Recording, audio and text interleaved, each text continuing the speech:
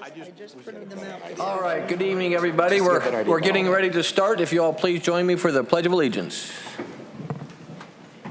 I pledge allegiance to the flag of the United States of America and to the republic for which it stands, one nation, under God, indivisible, with liberty and justice for all.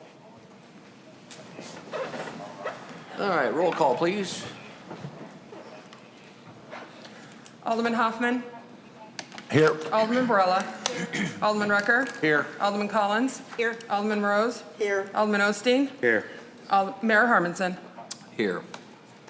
All right, we'll have a full house tonight. We're going to begin with citizens' communication. This is the time set aside on the agenda for citizens and visitors to address the mayor and the board on any topic that is not a public hearing. For those here in person, speakers will be restricted to 3 minutes unless otherwise permitted. Minutes may not be donated or transferred from one speaker to another. Any questions or comments for the mayor and the board may be also sent to the city clerk at tberreth@osagebeach.org no later than 10 a.m. on the board meeting day, the first and third Thursday of each month. Submitted questions and comments may be read during the citizens' communication of the agenda. The Board of Aldermen will not take any action on any item not listed on the agenda, nor will it respond to questions, although staff may be directed to respond at a later time. The mayor and the Board of Aldermen welcome and value input and feedback from the public. Is there anyone who would like to speak here? All right. Seeing none, we'll move on to the approval of the consent agenda. If this board so desires, the consent agenda may be approved in a single motion. As the board had a chance to review the meeting from June 5th, the board bills list from June 17th, and liquor license renewal. Alderman Hoffman, are they in order? Well, with solid carpal tunnel, they are all in order. With what now? Solid carpal tunnel. 78 of them. There's a lot of signing. All right, very good. Do I have any questions or comments of any of those three sections? Seeing none, do I have a motion to approve the consent agenda? Motion to approve. Do I have a second? Second. Alderman Hoffman, Alderman Morose, all those in favor? Aye. All right, consent agenda has been approved. Next, we'll have the financial update from our city administrator, Devin Lake, please. Good evening, Mayor, members of the board. At my previous financial update last month, Alderman Rucker had an excellent idea that I should start reporting expenditures along with our sales tax information. So currently on sales tax, we're a little bit over 2.7 million. We're about 0.3% under budget and 0.8% under what we were at this time last year. However, on a bigger scale, our entire revenues are down just under 10%, but our total expenditures are under budget about 15%. So financials are looking good so far this year. All right, any questions for our city administrator? All right, thank you very much. Next, we'll move on to unfinished business. We have several things. It's the same bill, different projects. We'll start with the first one, then I'll turn it over to our city attorney, but it's Bill 15-58, an ordinance of the city of Osage Beach, Missouri, approval, Project 2, Arrowhead Center, TIF plan. This is the second reading. I'm going to turn this over to city attorney Cole Bradbury, please. Thank you, Mayor, members of the board. As you know, we've all discussed this quite a bit in the last week or so. So without further ado, I'm going to turn this over to Mark Spikerman, Special Counsel of the City for Economic Development. Thank you, Cole. Again, my name is Mark Spikerman. I'm an attorney with Gilmore & Bell, Special Counsel to the City of Osage Beach. Bill number 1558 is related to bills numbers 1559 through 1564, the entire unfinished business section of your agenda, as well as Resolution 2025-18, the first item in your new business. And these next couple of slides I'm going to go over relate to all of those items. All of these items relate to the Arrowhead TIF, which was a TIF approved in 2015 by the City of Osage Beach. And the reason why we're here today is this section in the Missouri TIF Act. No ordinance approving a redevelopment project shall be adopted later than 10 years from the adoption of an ordinance approving a redevelopment plan. So what happened 10 years ago? Well, on July 16th, 2015, the city passed ordinance number 1556, approving the Arrowhead Center TIF plan. And they also introduced the bills, 7 of the bills in front of you for unfinished business. A few months later, in February 2016, February 2016, they approved ordinance number 1557, which relates to a redevelopment project area. A redevelopment project area is a phase of the TIF, and by approving TIFs in a phase-by-phase basis, you can control when a 23-year clock of a TIF starts. So if RPA 1 or redevelopment project area 1, that TIF clock that was 23 years started on February 18th, 2016, and will end on February 18th, 2039. Going back to our language from the statute, we have 10 years to adopt those other ordinances, which are the bills in front of you for unfinished business. If you choose to approve those, TIF starts in those RPAs on today. If you do not approve them and July 16th, 2025 comes around, they are forever removed from TIF. So our next steps, if you're so inclined, would be to give final passage to bills number 1558 through 1564. Those are going to adopt tax increment financing, start that 23-year clock in those remaining RPAs 2 through 8. We also have resolution 2025-18, which is going to convene the TIF Commission to consider amendments. One of the things we want to do is we want to take those remaining RPAs, if you choose to adopt them tonight, and consolidate them into a single RPA. Now that they're going to be on the same schedule, having them separate just creates administrative headaches. It's much easier to just put them together. It also allows the developer a little bit more development flexibility to place something that may have originally been planned for RPA 3 into the property that's within RPA 5 without causing any headaches. And then the important thing to remember is there are 2 main documents of any TIF. One is the redevelopment plan. That's the plan that was approved in 2015 and hopefully will be amended later this year through the TIF Commission process.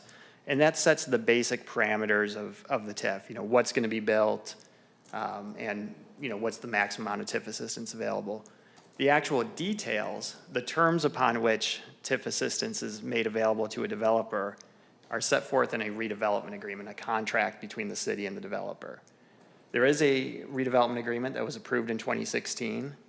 We want to amend and restate that. We want to simplify it, make it more workable based on what's happening today, what's modern, what changes in the TIF Act, changes in just what we want to see going forward. And also, frankly, it's been 10 years, right?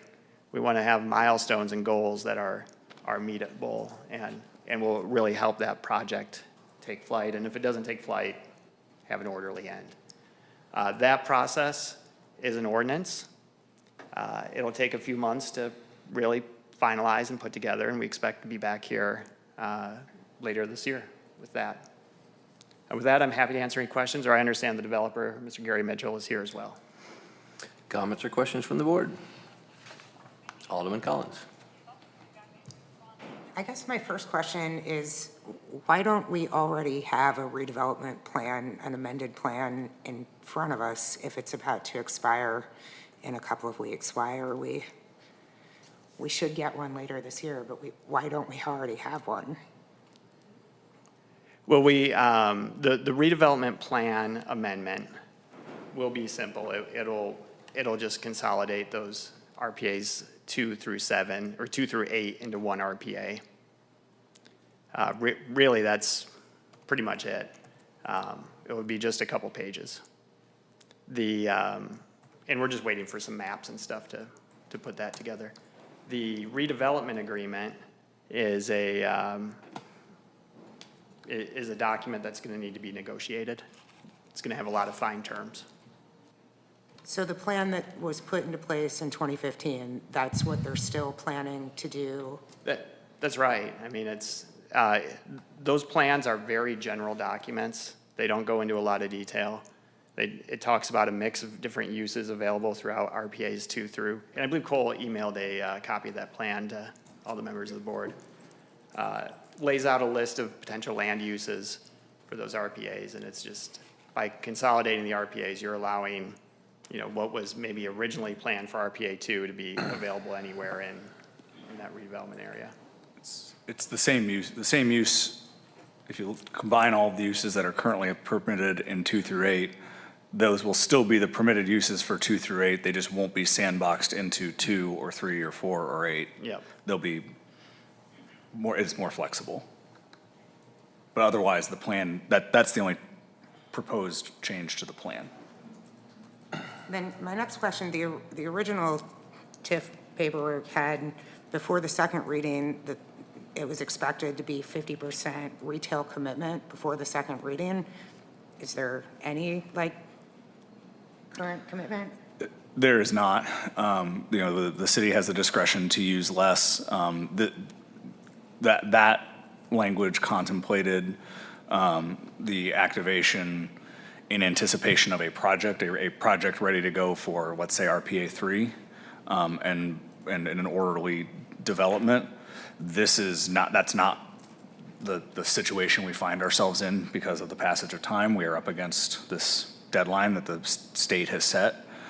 So we're activating them to preserve the developer's ability to utilize the TIF, but and utilizing the discretion that the plan provides to essentially not waive that requirement or not insist on that requirement.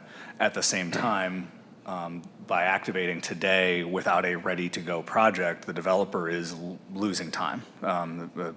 Gary's here. I mean, they are burning their TIF benefit. If these are approved tonight, they are burning the TIF benefit effective immediately. And the longer they wait to get that retail and get the developments produced, the less benefit they get. By the time they're built and constructed and operating, even if it's 12 months, they'll only get 22 years of TIF instead of 23. If they wait 5 years, they get 18. You get the idea. I do. And then my last question, is there any time requirement? So let's say we vote to approve this today, that starts the 23-year clock. Is there any kind of time requirement so that we're not sitting here in 2035 having the same conversation? Those details will be set forth in the amended and restated redevelopment agreement, and I understand that the board gave the city attorney some direction on those details during closed session. Awesome, thank you. Any other comments or questions? Alderman Hoffman. Yeah, and this might be directed to Mr. Mitchell, but has there been any contact with, an anchor or specific businesses that you think might be coming in? Has there been at least open lines of communication with anybody? Hi, I'm Gary Mitchell, president of Arrowhead Development Group, and we do have an anchor. It's a $38 million facility. It's family entertainment. They're scheduled to come in 2027. We also have a commitment from Midwest Health to start the independent senior living cottages. That's been on hold because of COVID and building costs, so we have 2 commitments as we speak. Well, I'm just in favor of this, and I'll just throw a couple things reasons why out there real quick. I know that it takes a long time to build these things, and there's no shortage of obstacles on 226 acres of property. And I'd hate to see the rug get pulled out from under you, when you've made so much headway already with all these connections and knowing people and communication with businesses. So I think that it's a really good bet that you would be the one getting it done before anybody else would. And just secondly, and this is just a personal thing, I worked for Mr. Mitchell back before I went into the military, and I have nothing but positive things to say about the gentleman. Thank you. Thank you. Any other comments? Alderman Osteen. I've got a few. First of all, on a personal level, I cannot speak highly enough about the Arrowhead Care Facility. As we all know, my father passed away in December. He was admitted to Lake Regional Hospital with a fluid buildup around his heart that they said was inoperable. They gave him 24 to 48 hours to live. We transferred him to the Arrowhead Care Facility. He lived for 10 days. The amount of compassion and care he received, as well as my family, far exceeded our expectations. So I cannot praise that facility enough for the Thank care they provided. I'll pass that word on. But that's on a personal level. On the business side of things, though, I've got several concerns. First, its time frame. Obviously, per the TIF agreement and per state statute, there was a 10-year window to basically begin development on additional phasing that was proposed when the TIF was originally passed in 2015.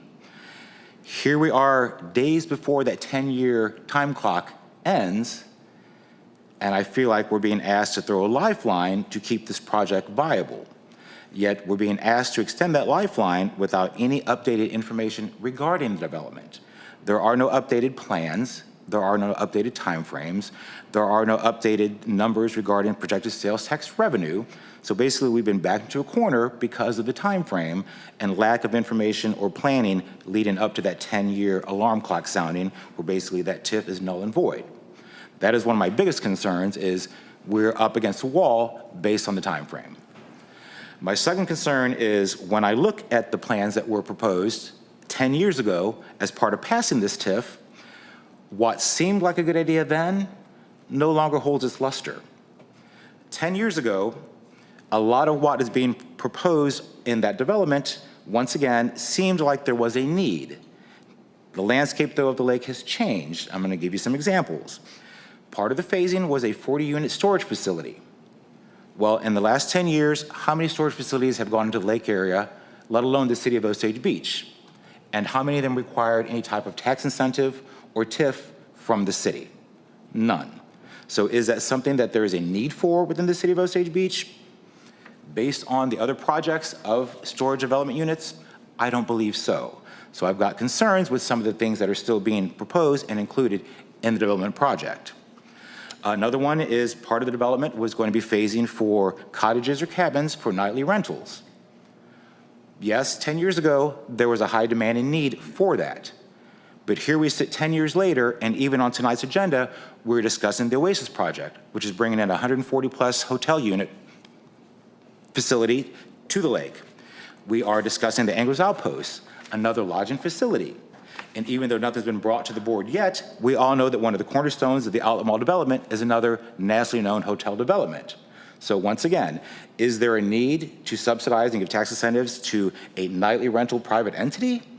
I don't believe so, because once again, the landscape of the lake has changed. So what seemed like a dire need then, not so much now. So I've got concerns with approving the plans as they sit. Now, granted, I'm aware that there will be revisions and there will be new plans given to the board and to the TIF commission, but we are being asked tonight basically to approve the specs and plans that were given 10 years ago, which basically I don't feel comfortable putting my stamp of approval on 10-year-old documentation.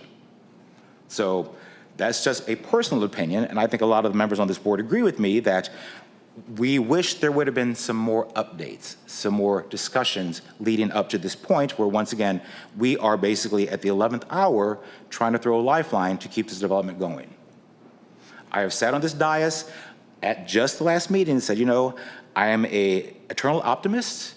I believe the best in people. I've also stated that I'm a gambling man.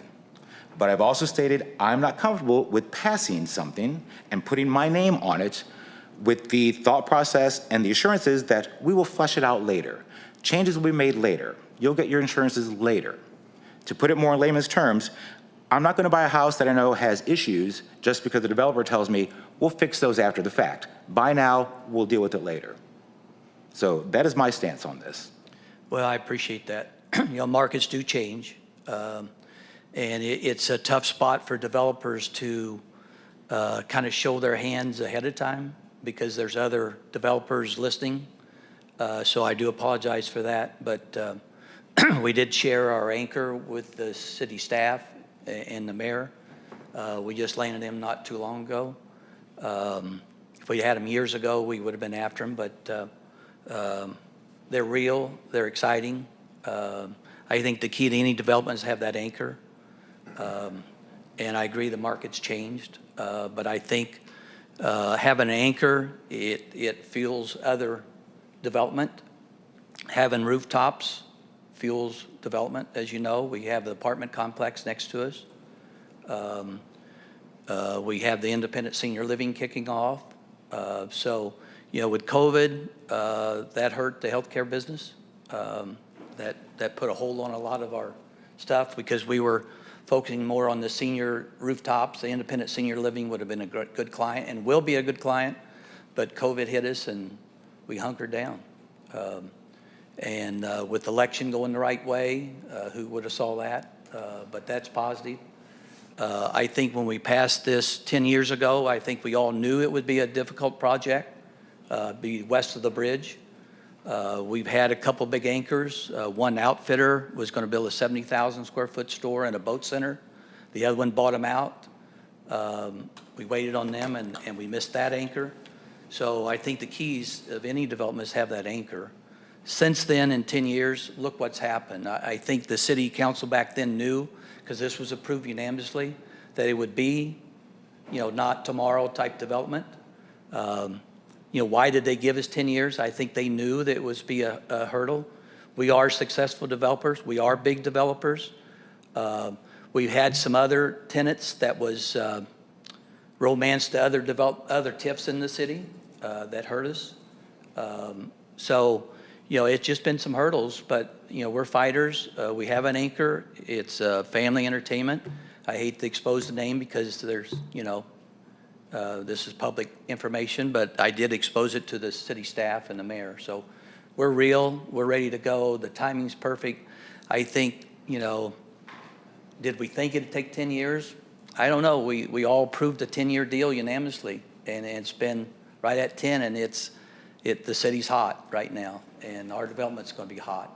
Having the Oasis here, I mean, how much offshoot of income is that going to be? I know Jeff has exposed the numbers, how it is. It's strong. I think the time's right. I think things on the west side of the bridge, the apartments, the Anglers Resort, I think the West End has finally hit it. I wish we'd been here sooner, but, I think we all kind of visualized it'd be a while to get across the bridge. And now we are, and the property is the best piece of property in the lake to develop. It has 2 interchanges. It's very buildable. Like I say, we have strong development team. You'll see the independent senior living kick off, and you'll see our anchor in 2027. Yeah, I think just to clarify, You're always welcome to call me. I know.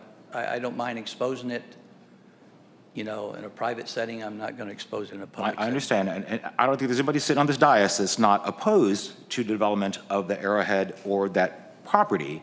It's just, once again, in hindsight, we're looking at 10-year-old documents. And do I really feel comfortable giving tax incentives to build a storage facility? No.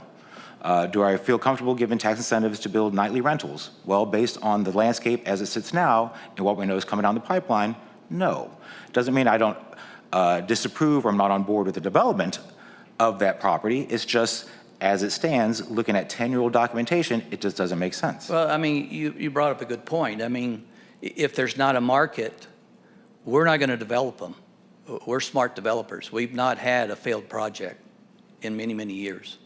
And if you're correct that there's not a market for hotel, there's not a market for dry storage, even though there's an apartment complex right next to us now. But and there might be different sizes. There might be when you look at a market, you think, oh, you're overbuilt. Well, maybe it's a certain size. Maybe it's controlled heating. Maybe it's RV.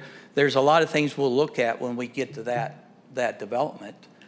We've been approached with other people, developers in the city that has them, so they know the market. We've not studied it, but there could be other niches in that industry that not being fulfilled.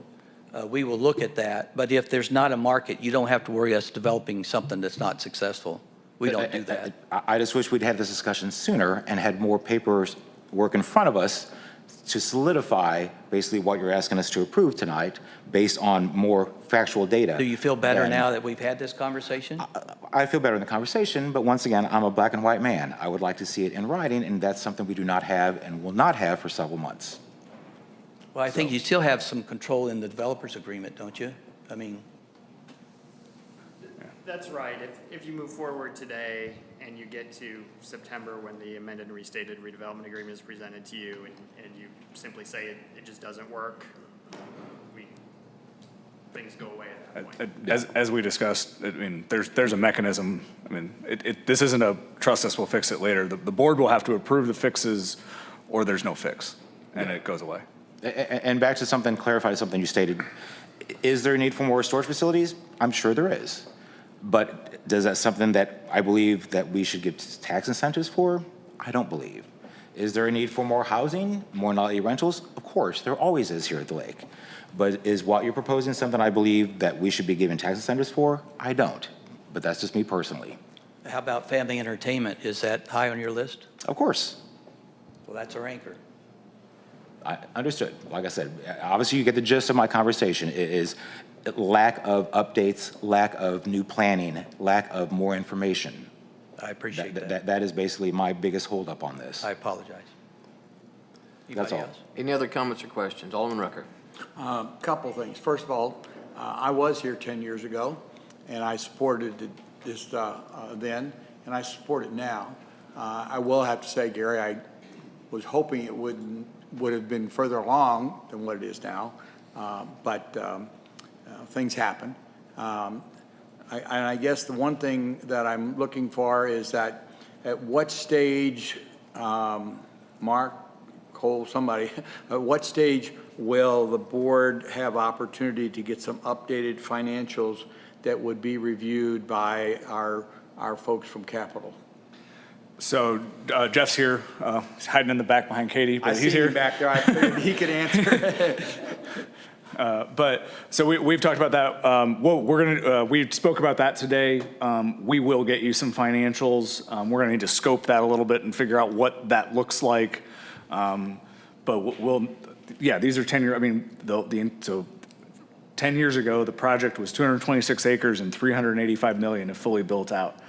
385 million probably doesn't build, might not build half of it today with 10 years of construction, inflation and all of that. So there's clearly some updates that need to be done. And I understood loud and clear from the board that you wanted to see some updated financials. And that's something that we can certainly put together for the board to give the board and the citizens a clearer picture of what, and with the updates to, it's the anchor is now a family entertainment center instead of a boating center. So what does that do to the overall performance of it? What does that do to revenue for the schools? What does that do for revenue for the city? And that's something we can definitely work on in parallel with the TIF commission and the redevelopment agreement negotiations. So we'll make sure that the board has that before we ask for another vote on anything. All right. Okay. I think that that would be helpful to see, and I'm sure it would be helpful for you as you continue on with out there marketing your area and development to have some updated information and stuff. And so I think that would be great. That would be helpful, and I think with that, this would be a good project to move forward with. Thank you. All right, I'm going to go ahead and speak now as kind of go against my own advice, and I just want the public to know and the board to know, repeating myself, that I am totally in favor of this, as I am with everything on the agenda tonight. One of the things I ran on 3.5 years ago was pro-growth, pro-economic development, and pro-family-friendly things to do, not just for tourists, but also for our community. This fits the bill, as do the other two things that we're going to be talking about tonight. I encourage the board not to kill this deal. Yes, it's been 10 years. There's been a lot of things that happened over the last 10 years. Developers plan to come here and leave. COVID hits, prices go up, tariffs hit. A lot of things have happened. Yes, they're at a deadline. That's why they're here now. They do have an anchor right now that we've met with the other day that's entertainment. It would fit great with anglers. It would fit great in with the Oasis, with everything that's going on here. The tax revenue generated from this, we've not talked about. The tax revenue is what we thrive on. This will generate tens of thousands of tax revenue forever, for my lifetime, here in the city of Osage Beach. Developers develop. and this is what they do. Sometimes they run into situations they can't control. I don't think it's right that we would stop progress here in Osage Beach because of a timeline, that they are meeting their timeline. They had 10 years to do it, and they're doing it. And last but not least, this vote tonight simply does not kill the deal. As you know, with the other TIFs that have been going on for a long time, at any time we don't agree with something going on, we can stop it at that time if they don't agree to negotiate on it. So what this vote tonight simply does is say we agree to move forward, and once we hear the new terms, we negotiate, and if there's something you don't like later, then we can negotiate or kill it then. But I would just encourage the board not to kill it tonight. Alderman Hoffman. Just one question. I think this is probably to Cole. Is there any new or increased risk to the city by the changes? None. None? Thank you. Any other comments or questions? And Alderman Osteen. Mr. Bradbury, how do we know that? Based off of what We're not. documentation? Based off of, We're not committing a single dollar tonight, so tonight, we're not committing a single city dollar, we're not committing a single school dollar, we're not committing any dollars from anyone, and nothing will be spent until the developer builds something that generates sales tax or property tax pilots that flows into the TIF, in which case half of every dollar goes to the taxing districts, so the other half flows to the developer. That's the point of a TIF, is the TIF doesn't commit existing revenue. It only commits new and increased sales tax and property tax. So that's why I can say confidently none, because that's how a TIF works. TIF doesn't commit any of anyone's existing money. Any other? Alderman Rose. I would just like to make a comment. I totally agree in what you're saying as far as what was handled back then 10 years ago, and we know we're not going to do it this time. And I have utmost confidence in Gary and his company and development, because I know he's had a good track record. I've known him for a long time, but I feel like I'm definitely in favor of this. I'm certainly looking forward to have something happen in the near future. I would hate to think it'd be another 10 years for certain, but I know the developers that would do the research and what is required or what would look good for our community. And anyway, I'm just going to say I'm totally in favor of it. Thank you. Any other comments? Alderman Brella. I think it was a lot wasn't here 10 years ago, so it was a lot to catch up on. But I'm in favor and support it. Any other comments or questions? Seeing none, do I have a motion to approve Bill 2015-58? Motion to approve. Alderman Hoffman, a second. Alderman Rucker, roll call vote, please. Alderman Osteen? you always give me first on these. All right, as you well know, I like to preface my vote sometimes with some comments. First of all, I just want to clarify that voting no on this does not mean I'm anti-development. I feel like those words could be misconstrued on other statements that were made on this dais. I've already stated I would love to see this development progress. I've just got serious issues with the time frame, the lack of information, the lack of actually development, period. With that being said, though, I'm going to flip my vote and give this a very hesitant yes, with the caveat that expect a lot of no's from me on this in the future. All right. Alderman Morose. Yes. Alderman Collins. I have to vote no. Alderman Rucker. Positive yes. Alderman Varela. Yes. Alderman Hoffman. Strong, solid yes. All right, Bill 1558 passes. Next, we have Bill 15-59, same reading, Project 2. Comments or questions? I'm sorry, Project 3. Comments or questions? Seeing none, do I have a motion to approve? Motion to approve. Is there a second? Second. Roll call vote, please. Alderman Morose. Yes. Alderman Collins. No. Alderman Rucker. Yes. Alderman Varela. Yes. Alderman Hoffman. Yes. Alderman Osteen. The same caveats as my previous vote. I am a very hesitant yes for now. Bill 15-59 passes. Next, we have Bill 15-60, same reading, Project 4. Any comments or questions, or do I have a motion to approve second reading? Motion to approve? Alderman Hoffman. Have a second? Second. Alderman Varela. Roll call, please. Alderman Collins. No. Alderman Rucker. Yes. Alderman Barella. Yes. Alderman Hoffman. Yes. Alderman Osteen. Yes. Alderman Morose. Yes. Bill 15-61 passes. Next, we have Bill 15-62, same reading, Project 6. Do I have a motion to? I'm sorry? 1561, Project 5. 61. 61. Sorry, folks. 15-61, same reading, 5. Do I have a motion to approve second reading? Alderman Barella, do I have a second? Second. Alderman Hoffman, roll call vote, please. Alderman Rucker. Yes. Alderman Barella. Yes. Alderman Hoffman. Yes. Alderman Osteen. So the cheese does not stand alone, no. Alderman Morose. Yes. Alderman Collins. No. Bill 15-61 passes. Next, we have Bill 15-62, same reading, Project 6. Do I have a motion to approve second reading? Motion to approve Bill 1562. Alderman Rucker. Is there a second? Second. Alderman Hoffman, roll call vote, please. Alderman Barella. Yes. Alderman Hoffman. Yes. Alderman Osteen. Yes. Alderman Morose. Yes. Alderman Collins. No. Alderman Rucker. Yes. Bill 15-62 passes. Next, we have Bill 15-63, same reading, Project 7. Do I have a motion to approve second reading? So moved. Alderman Barella. Do I have a second? Second. Alderman Morose. Roll call vote, please. Alderman Hoffman. Yes. Alderman Osteen. Yes. Alderman Morose. Yes. Alderman Collins. No. Alderman Rucker. Yes. Alderman Barella. Yes. All right, 15-63 passes. Last one, a new business, is Bill 15-64, same reading, Project 8. Do I have a motion to approve second reading?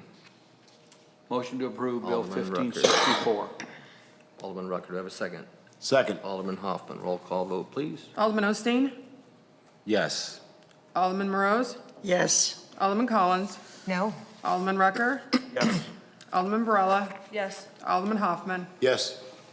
All right, Bill 1564 passes. Thank you very much, Mr. Mitchell. Thank you very much. Thank you. Good luck, Gary.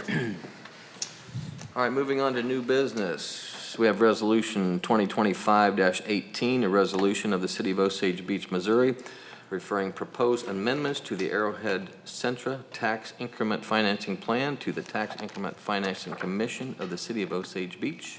Again, City Attorney Cole Bradbury. Thank you, Mayor and members of the board. I think we've discussed this already, but this is the resolution calling the TIF Commission, which we have tentatively scheduled for August the 14th. Notices will go out tomorrow if this is approved. Again, the only change that we anticipate being proposed at that will be the consolidation of the RPAs as we've discussed. The rest of the changes will be in that parallel negotiation process. I'm happy to answer any questions. Comments or questions from the board? Seeing none, do I have a motion to approve? So move. Alderman Roche, do I have a second? I'll second. Alderman Osteen, all those in favor? Aye. Resolution 2025, any opposed? Sorry. Resolution 2025 passes unanimously. Question, please. Yes, if I sir. may. Cole, on the TIF commission, do we have to have a certain percentage of the people in attendance in order to have that meeting? We'll need a quorum. A quorum? So we'll just have that's to- 6. Okay, that's all. Sorry, I just, No worries. thank you. Second item business on new business, we have Bill 25-48, an ordinance of the City of Osage Beach, Missouri to issue its taxable industrial revenue bonds for Anglers Outpost Project Series 2025 in a principal amount not to exceed $13 million for the purpose of providing funds to pay the cost of acquiring, constructing, and improving an industrial development project in the city and authorizing the city to enter into certain agreements to take certain other actions in connection with the issuance of bonds. We do have the developer here if there's any questions, but until then, I'll turn this over to Cole Bradbury. Thank you, Mayor, members of the board. I, in turn, will turn it over to Mark Spikerman. Thank you, Mayor and board and Cole. We gotta get the next slide set up.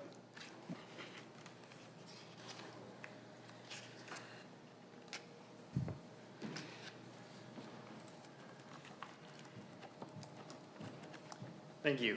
The incentive being utilized for the Anglers Outpost, or proposed to be utilized for the Anglers Outpost project, is referred to as Chapter 100, under Chapter 100 of the Missouri statutes. It's a process used throughout the state of Missouri to facilitate two types of incentives. One, property tax abatement, and two, a sales tax exemption on construction material. The structure of the incentive effectively allows the developer to borrow the city's tax exempt status, and then we can impose pilots or payments in lieu of taxes to negotiate a effective tax abatement level. This particular project involves two phases. I know you're all familiar with it. Phase 1 is 24 suites. Phase 2 is 18 suites plus an event venue and some retail. The proposal in front of you is for 15 years of abatement. You can see the percentages up on the screen, years 1 through 10 at 95%, and that's 95% over what's there today, not taking any off the table, and then a step down through years 11 through 15.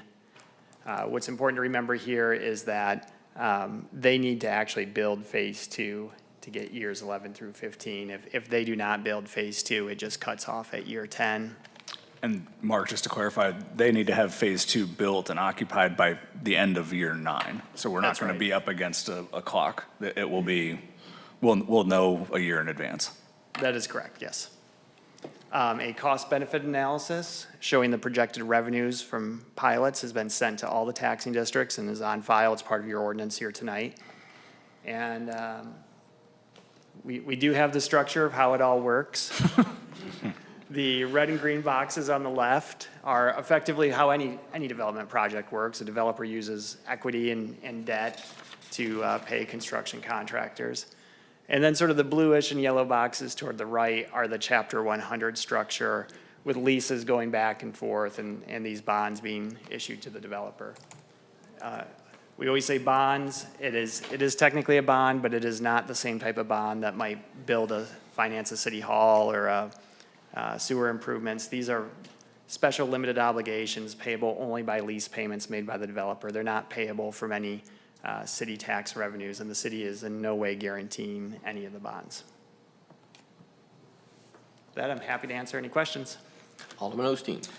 Mark, can I get you just to clarify for the public record, once again, that this is a specific type of tax abatement because there are 3 different categories for which they could get a tax abatement for? I think a lot of people are confused that this is specifically to personal or to the real estate. Yes, this is tax real abatement. estate only. Just to clarify for Yep. public record. Yep, personal property, furniture, in the hotel rooms will be subject to personal property tax. That's correct. Just so people understand, and I brought this at the last meeting, was there are different types of abatements, different categories they can apply for. This is strictly specific to the real estate tax That is on the correct. property. That's all. Any other comments or questions? Alderman Hoffman. Yeah, I'm glad that we tabled this 2 weeks ago. It did give at least myself an opportunity to reach out to some community leaders and the school board, a special road district. All of those were very positive conversations, by the way. The school board had the same concerns I did. When I spoke to Troy Reisner as president of the school board, I would have liked to have seen this structured more like the apartments. However, after talking to Jeff earlier, it seems that this lands within the market and that the financials do actually work according to Columbia Capital. Is that correct? Yes, Mr. White is in the audience here, but he wrote a report for the city. Okay, so it checks a lot of more yes boxes for me than no boxes, and I do really like the idea of it's on the west side, it's in my ward. Fishing is a big deal. I really want to see that rejuvenated at the lake. So, with all those questions answered, I am happy to give my support to this. Thank you. Any other comments or questions? Alderman Rucker. Just a couple marketing comments. I had some people reach out and said, don't forget the boat races. That those big garages and those big boats are expensive, and that would be a marketplace or a market for you. So don't forget the racers. So that's all I have. Very good. All right, do I have a motion to approve Bill 25-48? Motion to approve. Alderman Osteen, do I have a second? Second. Alderman Rose, all those in favor? Aye. Any opposed? All right, unanimously passes first reading. Next, we have Bill 25-49, an ordinance of the City of Osage Beach, Missouri, authorizing the execution of various documents related to the Lakeport Village redevelopment area. Cole Bradbury. Not to sound like a broken record, but Mark Spikerman.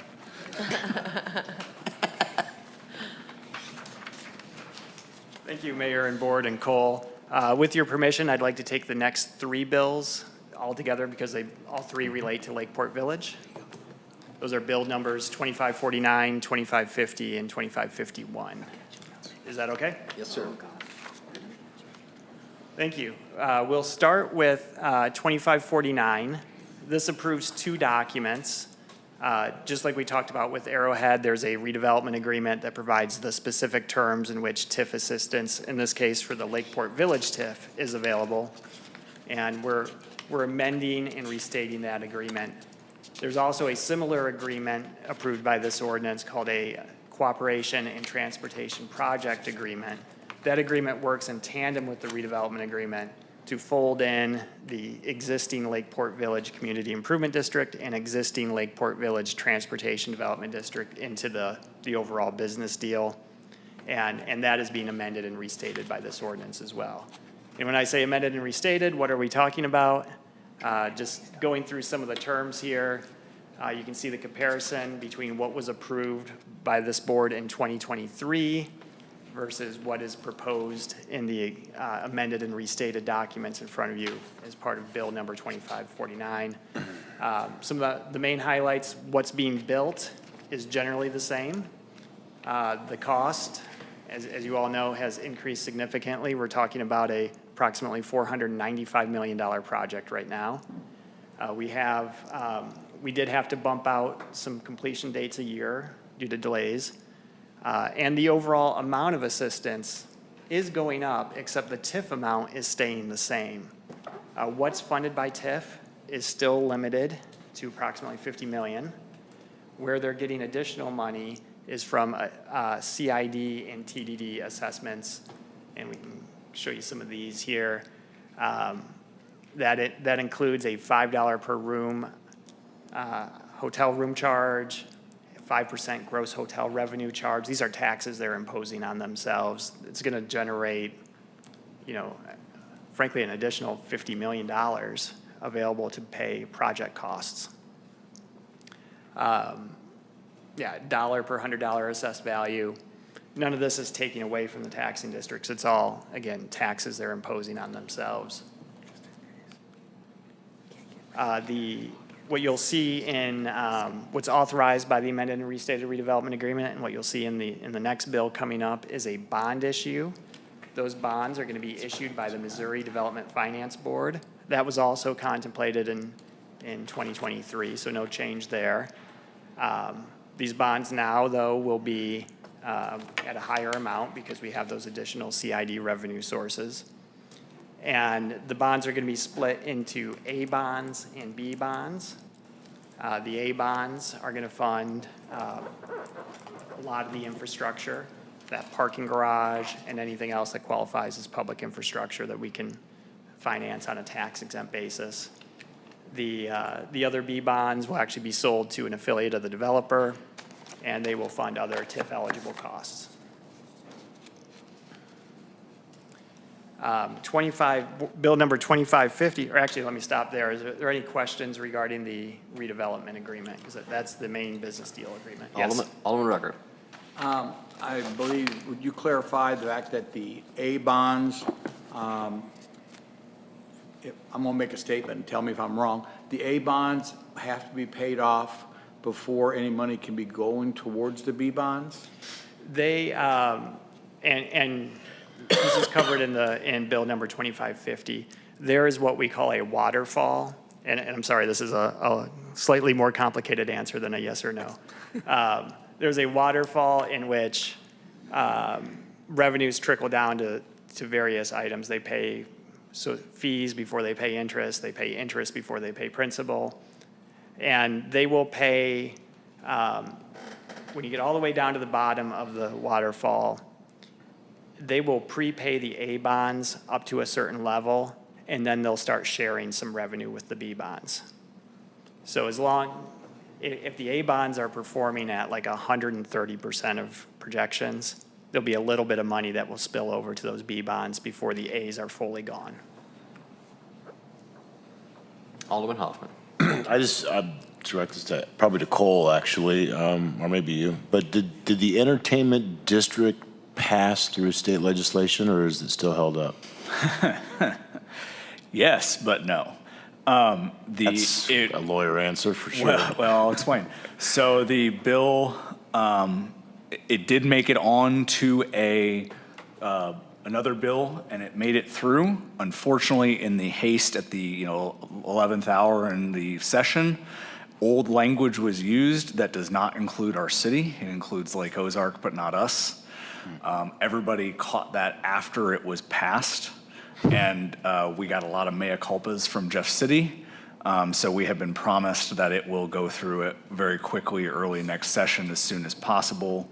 There was no intent to leave us out. It was somebody grabbed it off the wrong old bill and slapped it on, and it was an oversight. So we expect it will go through early part of next year.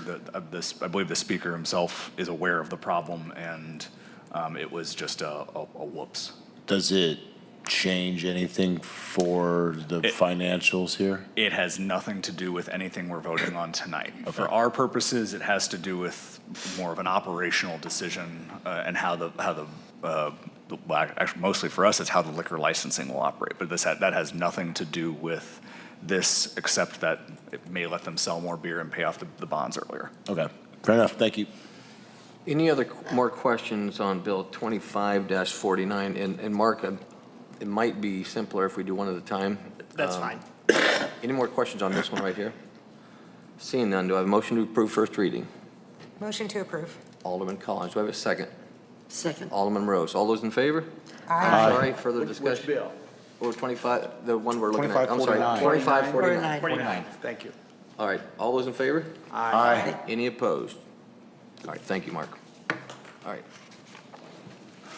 2550, this is what we call the bond ordinance. Even though the Missouri Development Finance Board is the issuer of the bonds, the city has certain documents related to the bond that it needs to approve.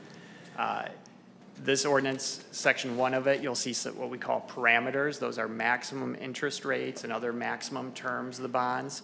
That means when Stifel Nicholas, which is the underwriter of the bonds, when they go out to sell those bonds, they have to sell it at a price lower than those parameters. So that's sort of the worst case scenario. Ideally, they hit well under those targets, but we just don't know until we go to market. They're the bond writing equivalent of a not to exceed. The principal amount of those bonds will exceed $106 million in total. $106 million is the incentive available to the developer, but in order to provide $106 million of bond proceeds, we have to fund things like capitalized interest, debt service reserves, cost of issuance, other financing costs, which gross up the amount of bonds above that 106 number.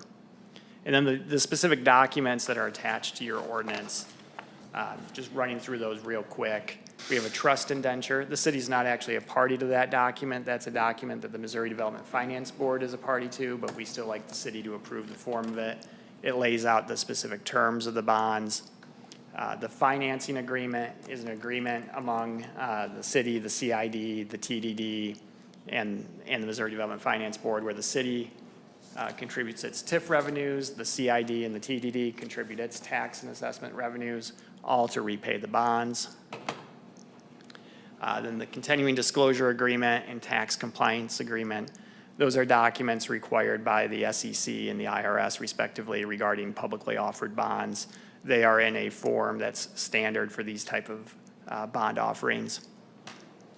And then we have a preliminary limited offering memorandum we refer to as the PLOM. The PLOM is roughly about 140 pages of light reading. It tells you everything about the project and why, if you are a person interested in purchasing those bonds, you might be interested in actually placing an order for those bonds. That is the document that actually gets used to sell the bonds. And I just want to recognize Mark Stombaugh, the Executive Director of MDFB, is actually here tonight in the back. Mark Spikerman and I attended the MDFB board meeting this morning where they did approve the resolution issuing the bonds as well. So they've given their approval, contingent upon ours, of course. But the three of us, Jeff White, and about 40 other people have been on biweekly calls together for months, and just wanted to thank Mark and his team for all their help. Very good. Comments or questions from the board? Alderman Hoffman. Just one, I don't know if this is directed to maybe Mr. Tagatoff, but there's a lot of excitement in the community about this, and we're just kind of wondering, where does this put us on the time scale to just, see some movement or tractors or something being built? That's just a question the community's been asking. Yeah, thank you, Alderman Hoffman. Thank you to all the other aldermen and alderwomen, and thank you, Mayor. Yeah, I think Ameren's going to be mobilizing this week to start moving those utility poles already. We kind of prospectively got them going. If we can get through this approval, well, let me back up real quick. We couldn't be in front of you guys until we got clean title on the timeshares. We couldn't even really start that ball rolling. Although I bought all of the timeshares on October 31st of 2024, subsequently tore them down in January. There was a couple outstanding deeds of the 2,548 deeds. We had to track down about 60 of those people, and it took us about 6 months. Ultimately, the judge granted us quiet title action. There was a couple that were outstanding from people who were deceased or just we couldn't find them. We hired bail bondsmen, skip tracers, all kinds of stuff to find people. But the judge granted us quiet title action on April 14th, 2025, which allowed us to kind of start this process to get in front of you guys today. But that also obviously hindered our ability to complete a bunch more work while we didn't have clean title. There has continued to be work done on the garage, as well as our model rooms are fully built out and have been signed off on. Those are over in the Lowe's Pruitt's Plaza, if anybody ever wants to see them. Some of you guys have. They're pretty cool. But yeah, we would look to be fully remobilized probably sometime in middle of August. I mean, we've been working on rescheduling people, but we got the Ameren stuff scheduled, which is the next step, getting those utility poles moved so we can start finish the blasting for the garage and stuff. But we're on schedule to deliver the amusement park, late summer of 26, and hotel and water park late summer 27. So that's Awesome. where we're at. Thank you. Thanks. Alderman Osteen. Odd question for Mr. Tagatoff. Do you see that there are going to be any issues with the seasonality of Jeffries Road as far as trying to continue development in late summer and the increased traffic, tourism, et cetera, utilizing basically dog days? We obviously took that into account very early on. I think from our construction perspective, we won't have any trouble with any disruptions because of how the way we've got that garage sequence that garage will be up through the winter here. In addition, I think one of the things that was pointed out in there that's new is, we've agreed to put $1 million into a road improvement fund.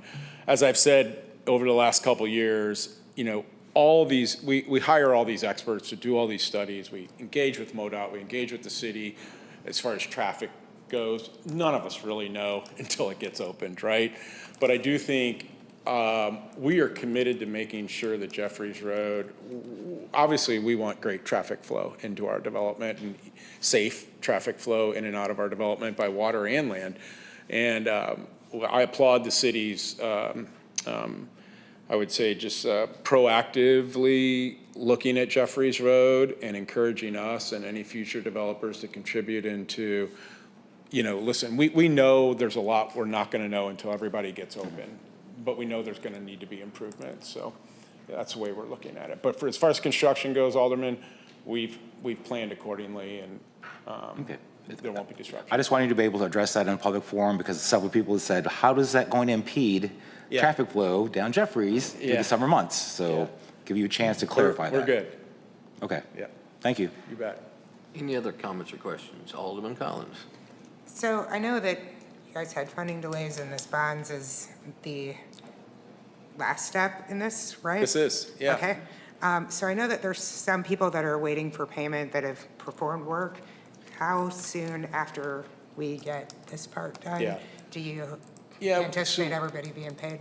Yeah, that's a good question. We, the bond sale process, I think, definitely by July 31st. But this, we've started, I guess, bridging it ourselves now that we have more certainty on the timeline. In the sense like, we paid Ameren to start moving the utility poles. We have started doing some of that, but this is the last step. We obviously had the meeting this morning at MDFB. A lot of that couldn't have been started. That process couldn't have been started until we got clean title, because each month after you submit a draw and make payments, you have to do title updates every single month. And our title updates, we would have been able to get clean title each time. So this is the last step, though, Alderman. That's perfect. That's what I need to hear. Thank Thank you. you. Any other comments or questions? Seeing none, do I have a motion to approve first reading Bill 25-50? So move. Alderman Morose, do I have a second? Second. Alderman Hoffman, all those in favor? Aye. Any opposed? All right, Bill 25-50 passes. You can just go straight to him this time. Pardon me? You can just go straight to him this time. Yeah, if you all right. want. Mark Spikerman, sorry, I was just moving along. Thank you. I promise this is the last one. No worries. Bill number 2551 is a ordinance just authorizing some cooperation activities from the city. The developer is getting private financing, a construction loan, as well as C-PACE financing, which is a newer method of special assessment financing that finances energy efficient improvements to property. Those financing, I'm pleased to report, are closed in escrow. They're going to be ready as soon as we close on the TIF bonds. However, in order to close out of escrow on those, they do ask certain things of the city. The lenders providing that money want to receive notices of any of the documents that the city is a party to with the developer. They want attornment rights, which basically means that if there's a developer default, they can step into the developer's shoes and cure those defaults. Those sort of things are generally in the city's interest. We want the project to succeed. And these type of agreements in no way make the city responsible for any of the developer's loans. It's just cooperating with the lenders to make sure that the lenders extend credit to the developer. Comments or questions from the board? Seeing none, do I have a motion to approve Bill 25-51? Motion to approve. Alderman Collins, do I have a second? Second. Alderman Rucker, all those in favor? Aye. All right. Thank you, everyone. Mr. Spikeman. Thank you, Mr. Buck. All right, next we have. Mayor? Yes, sir. Thank you. I'm sorry? To all the Jeffs in the room, thank you. Gentlemen, ladies and gentlemen. Gentlemen, if you would, wait. Alderman Rucker wanted I to just- address you real quick. Folks, hang on. Come back. Jeff? All of the people. That's too Well, late. no, I'll get it to them later, I guess. All right. I just want to tell you and the rest of them out there, and Mark, and thank you for the information you've given us and the time you spent with us. I've been in this position for a number of years, and you make it easier every time to understand this, and you make it easy for people that don't understand this complicated stuff. So I appreciate all the time you've spent to explain it and make it easier for us to understand. Thank you. Very kind of you. Thank you. Thank you. Thank you. All right, next we have Bill 25-52, an ordinance of the City of Osage Beach, Missouri, authorizing expenditures of funds for promotional efforts to support the Major League Fishing Toyota Series Pro-Am AAA Fishing Tournament 2026 event for an amount not to exceed $7,500. We are doing the first and second reading. You taking this, Devin? I am. Good evening, Mayor, members of the board. I am presenting this in Jamie's absence, but the Toyota Series Fishing Tournament with the Major League Fishing has requested us to sponsor their event. This event will be held next year at Public Beach 2, March 10th through the 12th. However, they are anticipating the anglers to arrive the Friday before that to begin pre-fishing. Their economic impact is a little over $1 million. They provided that in the packet, and they're requesting $7,500. This was previously sponsored by TCLA, which was disbanded in 2024. So they are requesting that the city take over that sponsorship, and staff recommends approval. Comments or questions from the board? Alderman Hoffman. Well, I'll jump on this first, because Jamie did put me in contact with the tournament director. I've had some discussions with him. This is one thing that I know I've been driving, trying to get more fishing tournaments down here. This is going to be in the second week of March. It's the shoulder season. You're going to have at least 50 teams coming into town. They're going to be here Sunday, Monday, practicing, then 3 days of tournaments. And it's in the second week of March, which is just an absolute home run for us. You know I did speak to the gentleman about the amount of money, because it's not something we've done in the past. And he said, normally they get $20,000 usually. That's their general ask, and that $7,500 was as low as they could go when they went with the TCLA. And I just think this is an absolute home run. I really, really support it, and I hope that the board does too. And by the way, the reason for the first and second reading is because they are on an absolute time crunch to get this done and get it marketed and presented. Thank you, Alderman Hoffman. Alderman Osteen. Okay, I've got a few comments regarding this. First of all, I think everyone on this board is well aware of my position with the city regarding charitable contributions, sponsorships, etc. After our lively conversations regarding the Jeep Invasion donation requests. A lot of the pushback on that specific request, first of all, was that event was not Osage Beach specific. This one is. So let's check that off the list of things we had pushback on previous requests, because this is an event that is centralized in the city of Osage Beach, whereas the Jeep Invasion was centered in Lake Ozark. The other big area of pushback was the fact that we had a precedent for the amount of money that the city would contribute to sponsor or donate toward an event. I'm a big fan of precedent. I'm a big fan of looking at historical data, but we all seem to keep forgetting that precedent is set by circumstances. And we keep forgetting that one of our biggest marketing partners, the TCLA, is no longer in existence. We have set the same budget for 5 years in a row on the amount of money we would contribute to events such as this, to bring in new events, to sponsor events, etc. Obviously, this is a question or comment that's not going to be answered on the dais this evening, but it does warrant further discussion that we can no longer think that we can host the same events for $3,000 per event moving forward, because once again, we need to take a more active role and allot more money to us actively pursuing larger events, actively pursuing those type of events that are going to bring in more tourism, more lodging tax, more sales tax revenue, etc. This is a prime example of one of them that, yes, it's an event that has been sponsored before by the TCLA, but they're no longer here. So this gives the city of Osage Beach a chance to step up and basically bring this back to increase revenue for the city and our citizens. That's all. All right, any other comments or questions? Alderman Rucker. Yes, I would like to take this opportunity to present a floor amendment to this. Tara? And I'm sure the attorney would like to look at it, to scrutinize it. It's a very simple one. Basically, what it does is I would like to add to section 1 of the ordinance that's here, add another sentence, and this sentence would finish after March 10th through 12th, 2026. And it would say the $7,500 to be allocated from the 2026 budget, account 10-21-754-255, community event support.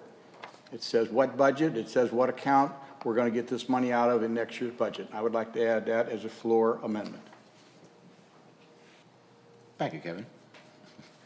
Alderman Osteen. And quick question, and this goes back to Devin or Cole. By approving this request, we will be exceeding our allotted budget for this category, correct?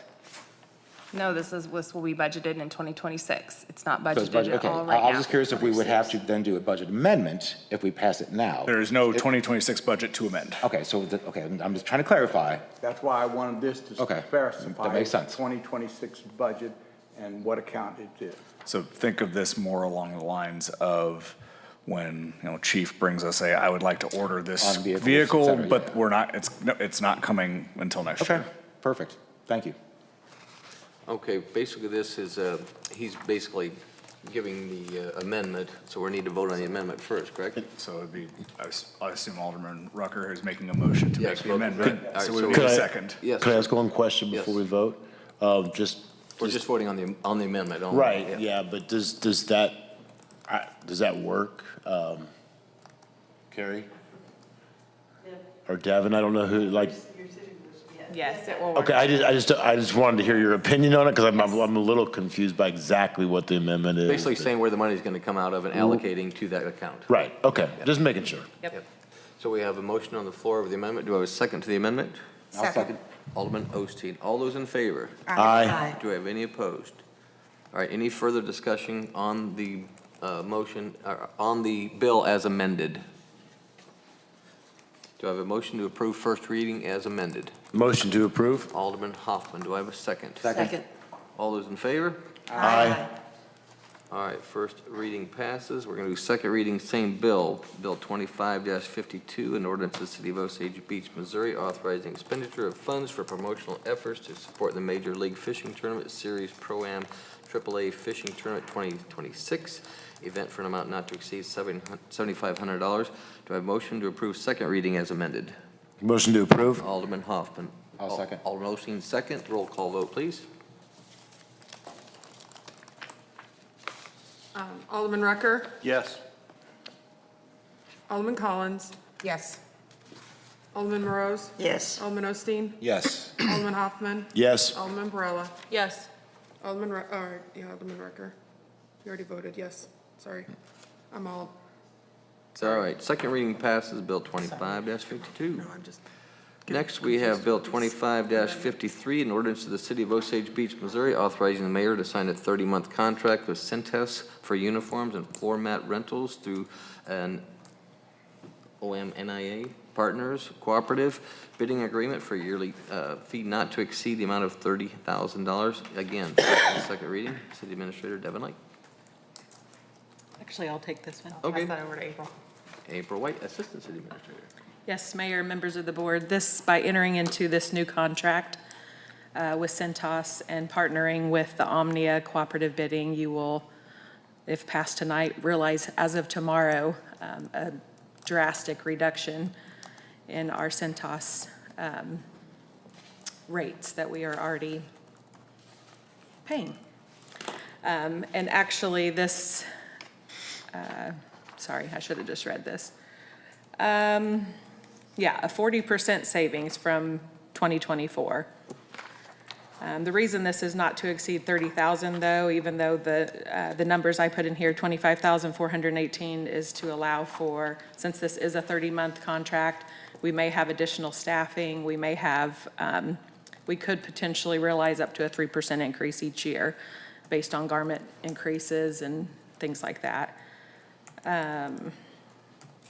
And the reason I am asking for a first and second reading is, like I said, if approved tonight and the mayor signs it, we will realize these, even on the current garments that we have now. I mean, this also allows Centos to go ahead and start preparing the new garments, but even on our current garments, we will start realizing that Omnia savings immediately. So recommend approval.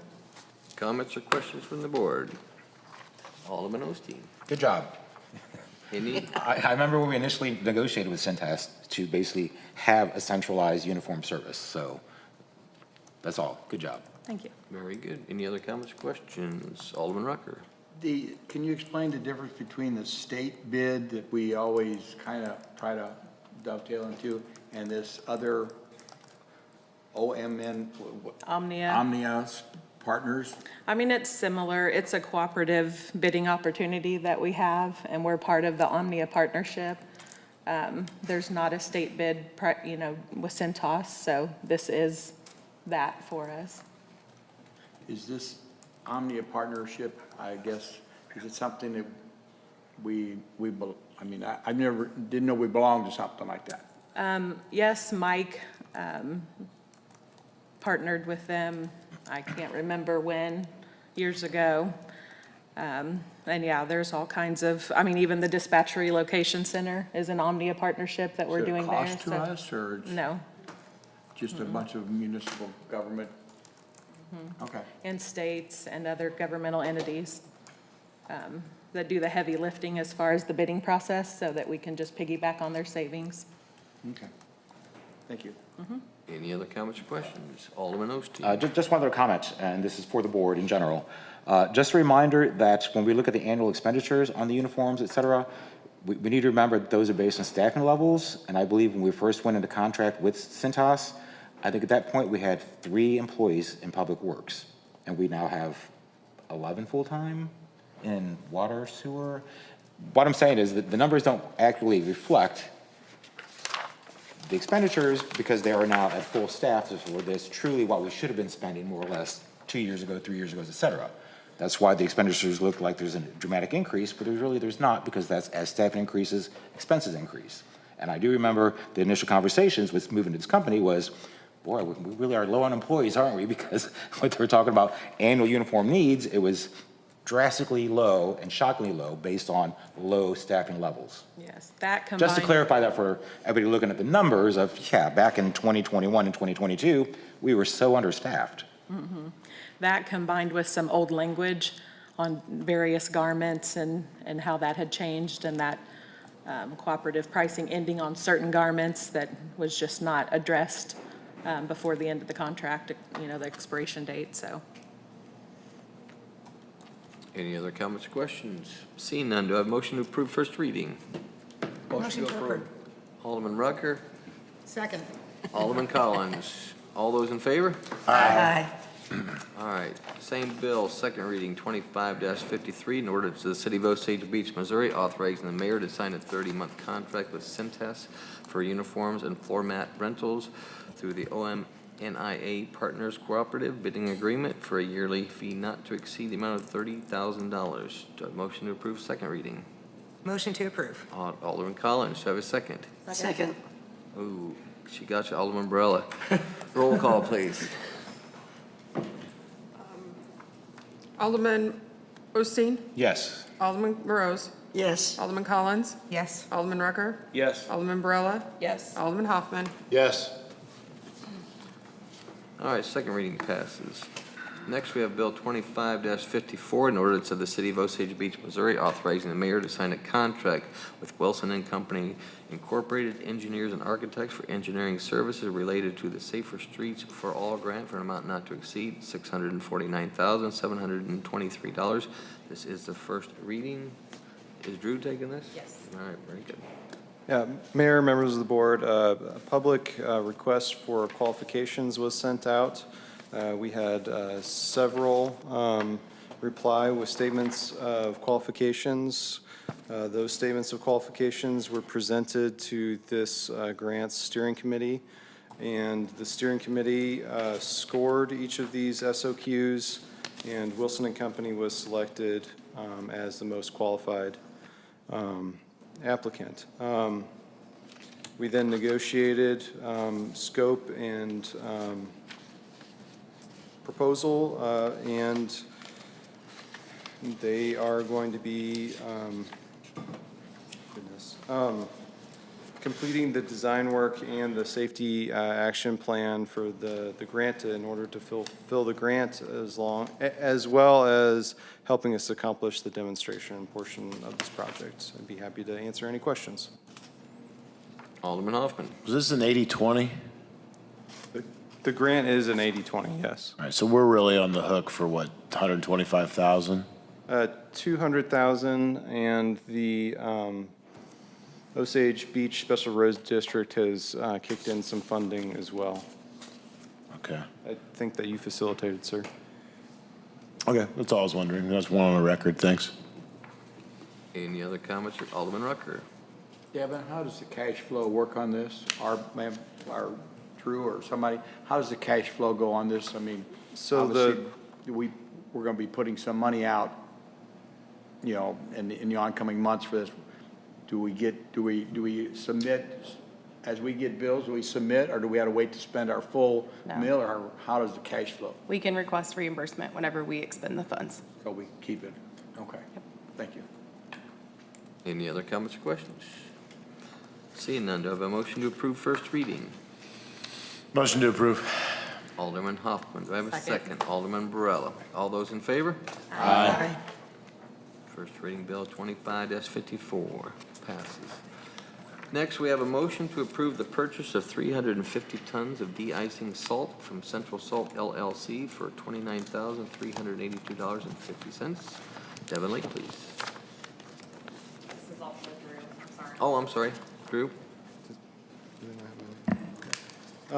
This is for the purchase of the salt for de-icing our roadways. The city received 4 bids. However, this is now a recommendation for the low bidder. I consulted with Rob, and he suggested that we go with the next lowest bidder based on delivery history. The next lowest bidder was Central Salt with a cost of $83.95 per ton. I did check their references, especially with Rob, and he approved.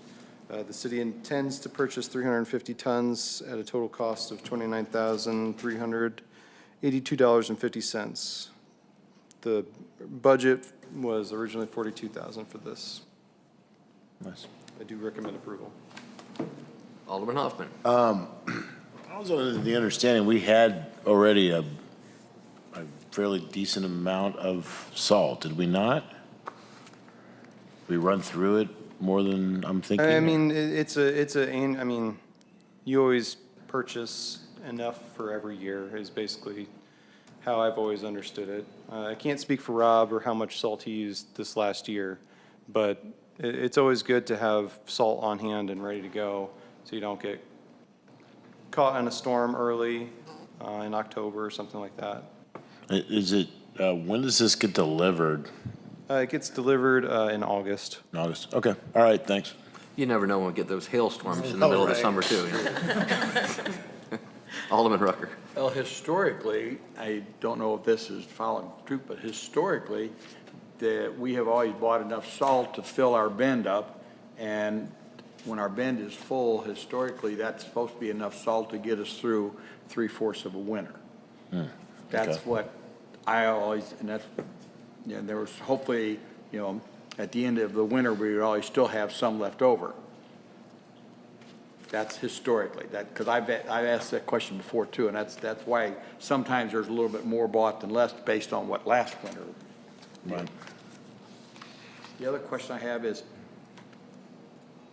we didn't approve this a month or two ago? No, sir. I had a miscommunication with Rob, and he caught it, and we communicated a little closer on who we wanted to award this material to. I think we had it on the agenda and we pulled it. Okay.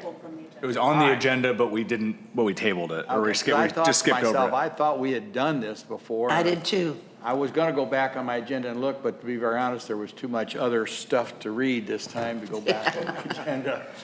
But, okay, that makes sense then. Okay, I'm good, thank you. All right, any other comments or questions? Seeing none, do I have a motion to approve? So moved. Alderman Morose, do I have a second? Second. Alderman Collins, all those in favor? Aye. All right, motion is approved.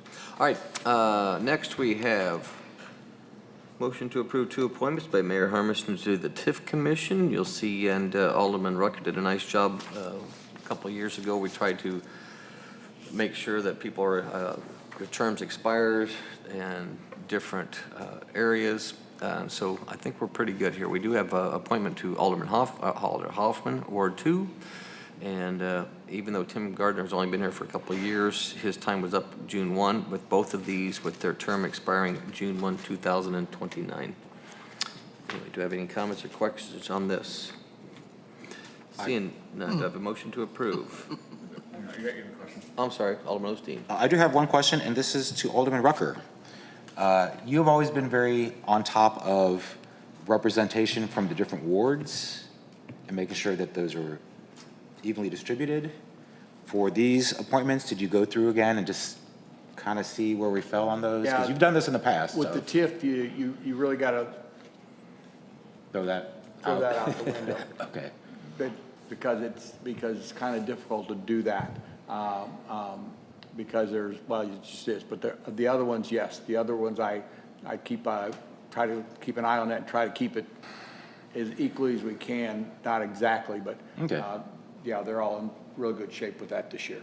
Okay, I know something you've tracked, and I'm sure the other aldermen were aware that you do keep track of that, thank you, on how many representatives from the different wards. And the same, I would say, as the mayor said, that we finally have gotten over the hump of getting some of the terms spread out a little bit to where we don't have a whole bunch of the board on any one of the ones coming due in 1 year and then none the next. So that's looks very good. Thank you. All right, any other comments or questions? No, do I have a motion to approve? Motion to approve. Alderman Osteen, do I have a second? Second. Alderman Morose, all those in favor? Aye. All right. Congratulations, Alderman Hoffman. Thank you, sir. I think you might be. Appreciate the appointment and the support from the board. Thank you very much. Very good.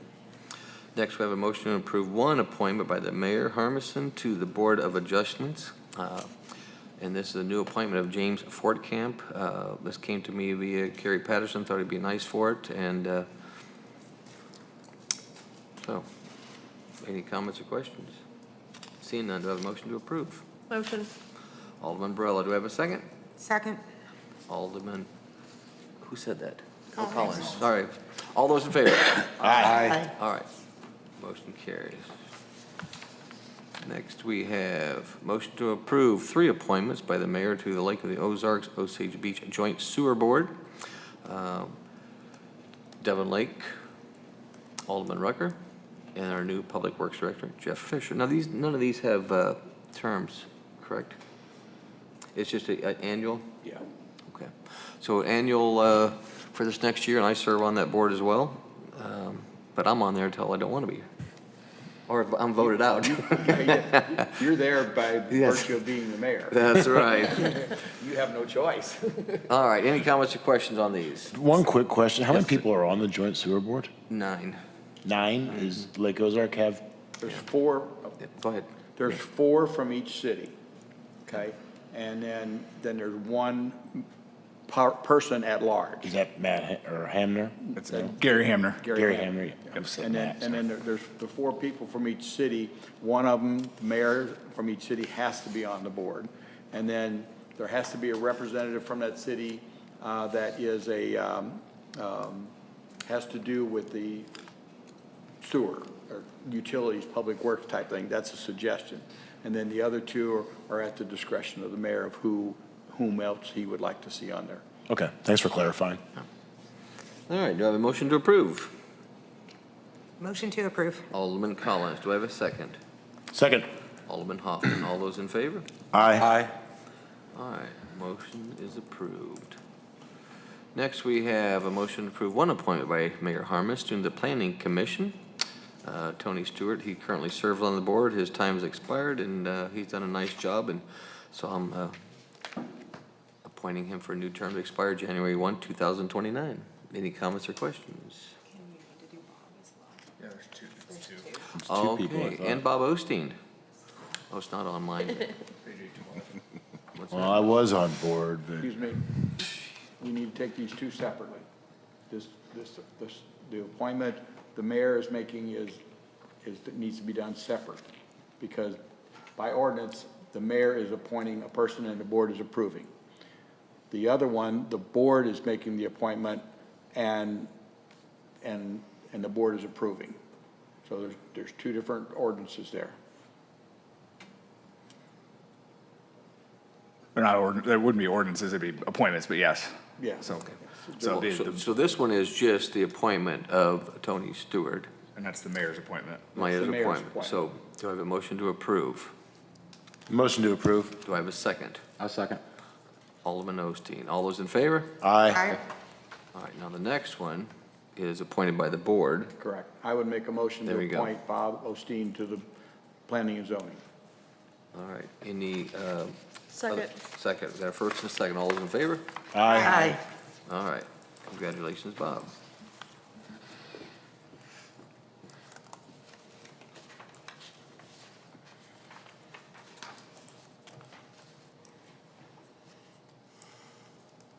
Sorry, folks. Next, we have a motion to approve one appointment by Mayor Harmison to the Board of Appeals. This is a reappointment from Dave, and I always mess his name up. Crable. Crable. I even say it to his face every Christmas party. Sorry, Dave, for Mayor Crable for a new term to expire June 1st, 2029. Any comments or questions? Seeing none, do I have a motion to approve? Motion to approve. Alderman Hoffman, do I have a second? Second. Alderman Collins, all those in favor? Aye. Last item of discussion is a discussion on food trucks. And who's going to take this one? Alderman Hoffman? Yes, please. Very good. So I asked to have this on as a discussion piece. Sorry, I didn't realize this was going to be such a large agenda, or I might have waited another 2 weeks. I feel like we've lost a food truck festival down at the city park, and it was a home run. It was well done by our staff.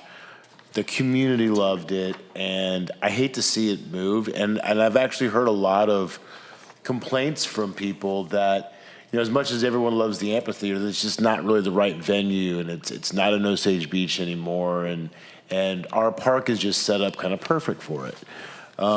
So that kind of put me into thinking, like, all right, did we kind of get it wrong with the food trucks? Did we were all, there was a lot of people going different directions on the board, and we kind of landed in the middle, and I'm not sure we made anybody happy.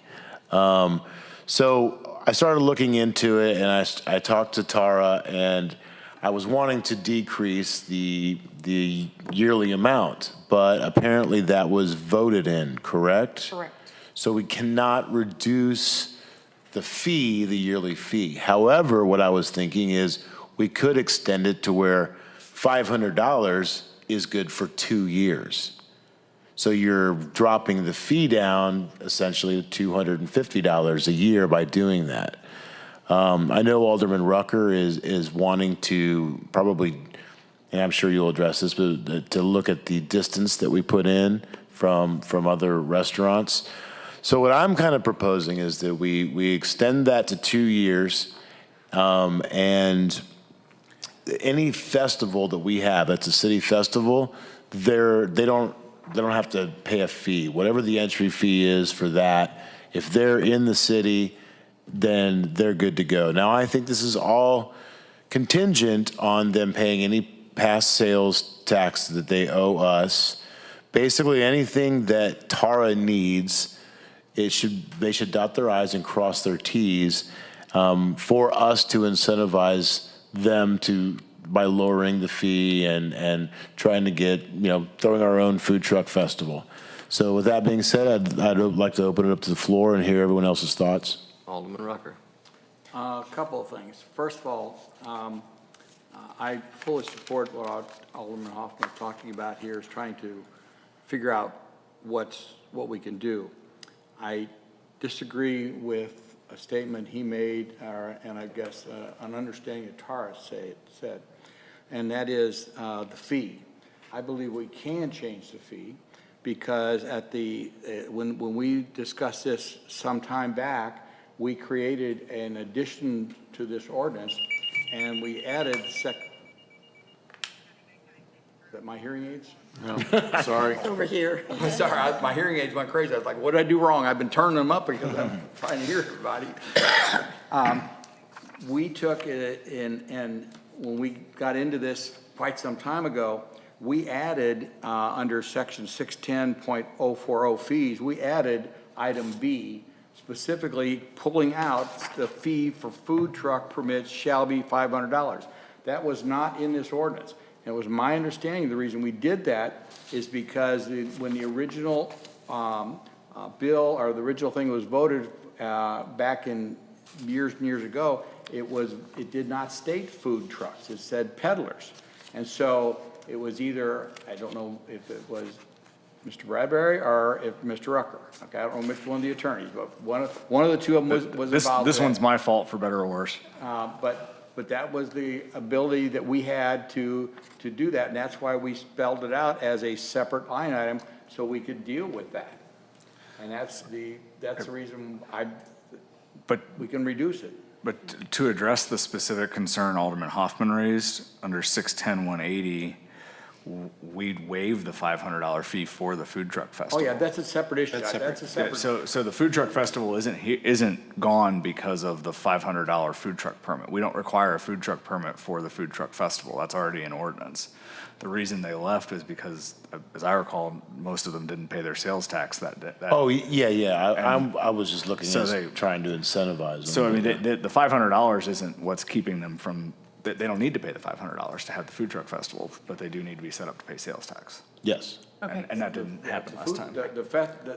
I was gonna get to that item second. Yeah. Because there is a section in the ordinance that already deals with that you said, but getting back to the addition of item B was supposedly so that we could address, because at one point there was a discussion of raising the fee for the food truck up to $1,000. I mean, there was all kinds of stuff. So that's why that was put, that's why I remember why we put that in the ordinance. Okay, I'm going to address the food truck and the $500. In 1993, they voted for a peddler occupation fee. Cole wrote it, and we got around going back there because they separated peddler and occupation. Food truck is now under an occupation license. That's how that you can't lower it. So food truck is now under the occupation license. So that's under occupation under food truck. Food truck is an occupation license now. And if I could just add, I wrote this, I have not, because of all the other stuff on the agenda, Tara did tell me this was coming, and I just have not read, I haven't read this since I wrote it, whenever that was, 2 years ago, whatever it was. So I'm not prepared to give any definitive answers tonight as far as what we can or can't do, but if you'd like to, if I can get some direction of where the board would like to go, I'm happy to look at what we can or can't do, but I'll be real honest, I didn't look at this agenda item at all today, before today. You're right.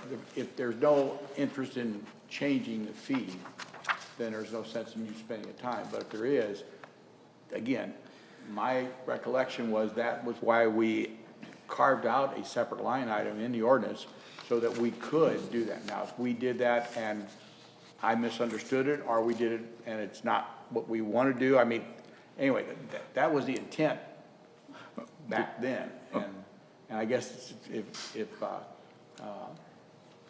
the board would, is even interested. I don't really care about the fee. I'm okay with the fee. I'll trade it off if somebody wants to bargain with me, because I want to get rid of the footage on how far that the neighbors can object to a food truck there. But that's. Food truck was added to the business license section, which is an occupation. No, it's in peddlers, but my question is, what problem are we trying to solve? Because as I understood Alderman Hoffman's opening comment, it was we missed the food truck festival. And if we miss the food truck festival, the food truck permit doesn't apply to the food truck festival. If it's a city-sponsored event on city-owned property, that just does not apply.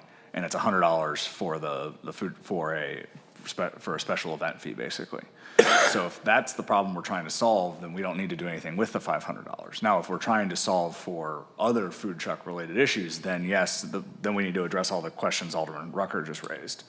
But if we're trying to, but the problem with the food truck festival wasn't the $500, it was that they didn't pay their sales tax. And Right. And when we told them they would have to get that squared up before we could do the fall one, they moved instead. Sure, and look, if they're not gonna pay their sales tax, I'm sorry, but, what I want is if somebody comes in and they pay, let's say we get it down to $250, either by making it 2 years or we're allowed to drop it to $250, either way. I think that once they basically join Osage Beach, we shouldn't charge them to ever be in our park. Like, they should be able to, for any function that we do down there, we should be able to waive any fee for that event. Well, so that's 610-180, and we have, that's an event fee set by the city administrator, his or her designee, not to exceed $100. Yes. No, but So we can waive that. have that right? covered, well, it's set by, the ordinance sets it by is set by the city administrator. So if it's a, That electrical trash cans, there are things the city provides that obviously we're not going to give them carte blanche, a setup. Obviously, we've got labor involved, we've got electricity involved, cleanup, et cetera. So that's why there was that $100 fee tacked on saying, hey, we do reserve the right and you will pay this fee because obviously we're providing you with services through the city. Alderman Varela. Sorry. Well, for one, I think that I want to make it easier for them, but maybe Tara can comment on it, but I think it would be, I would prefer to reduce the yearly fee than say it's good for 2 years, because somebody can get out of compliance with that and then they're just good for who knows how long before we can catch it. And I do think there was a misunderstanding, because I do think they were being asked for fees, even though we had redid this, and maybe that's because certain people didn't know the policy or they were contacting parks or whatever, but I got complaints that, yes, they've moved because they were not gonna jump through hurdles and pay more fees whenever they've already paid their $500. No, that's incorrect. That is incorrect. The reason that they left and they got upset, they had to pay their $35 because that's anytime they go for a special event, all vendors pay for let's take for like any Fall Fest or anything like that, or any event that they have, they pay the $35 because again, we got to pay staff to clean up. We have trash cans, so they paid their event fee. They didn't have to pay $500 to go in there and pay for that special food truck thing. It's just for the license, yeah. Yeah, so they paid that, but they didn't have to pay the $500. The reason that they left was because I asked them to produce an Osage Beach certificate that listed that we were getting their sales tax. Out of all of them, I got 2. I gave them plenty of time. I gave them from when they were here in March, I gave them till the end of May to produce it. I got 1 in May. I said, okay, I'll give you till June. And I got another one about the middle of June. I emailed all of them and called them, and I got none. So then they got mad, and that's when they pulled it and they left. It's the same thing that happened. That's why they left Lori, is because they didn't want to produce it. They have their sales tax go to where their commissary is. That's where all their sales tax goes.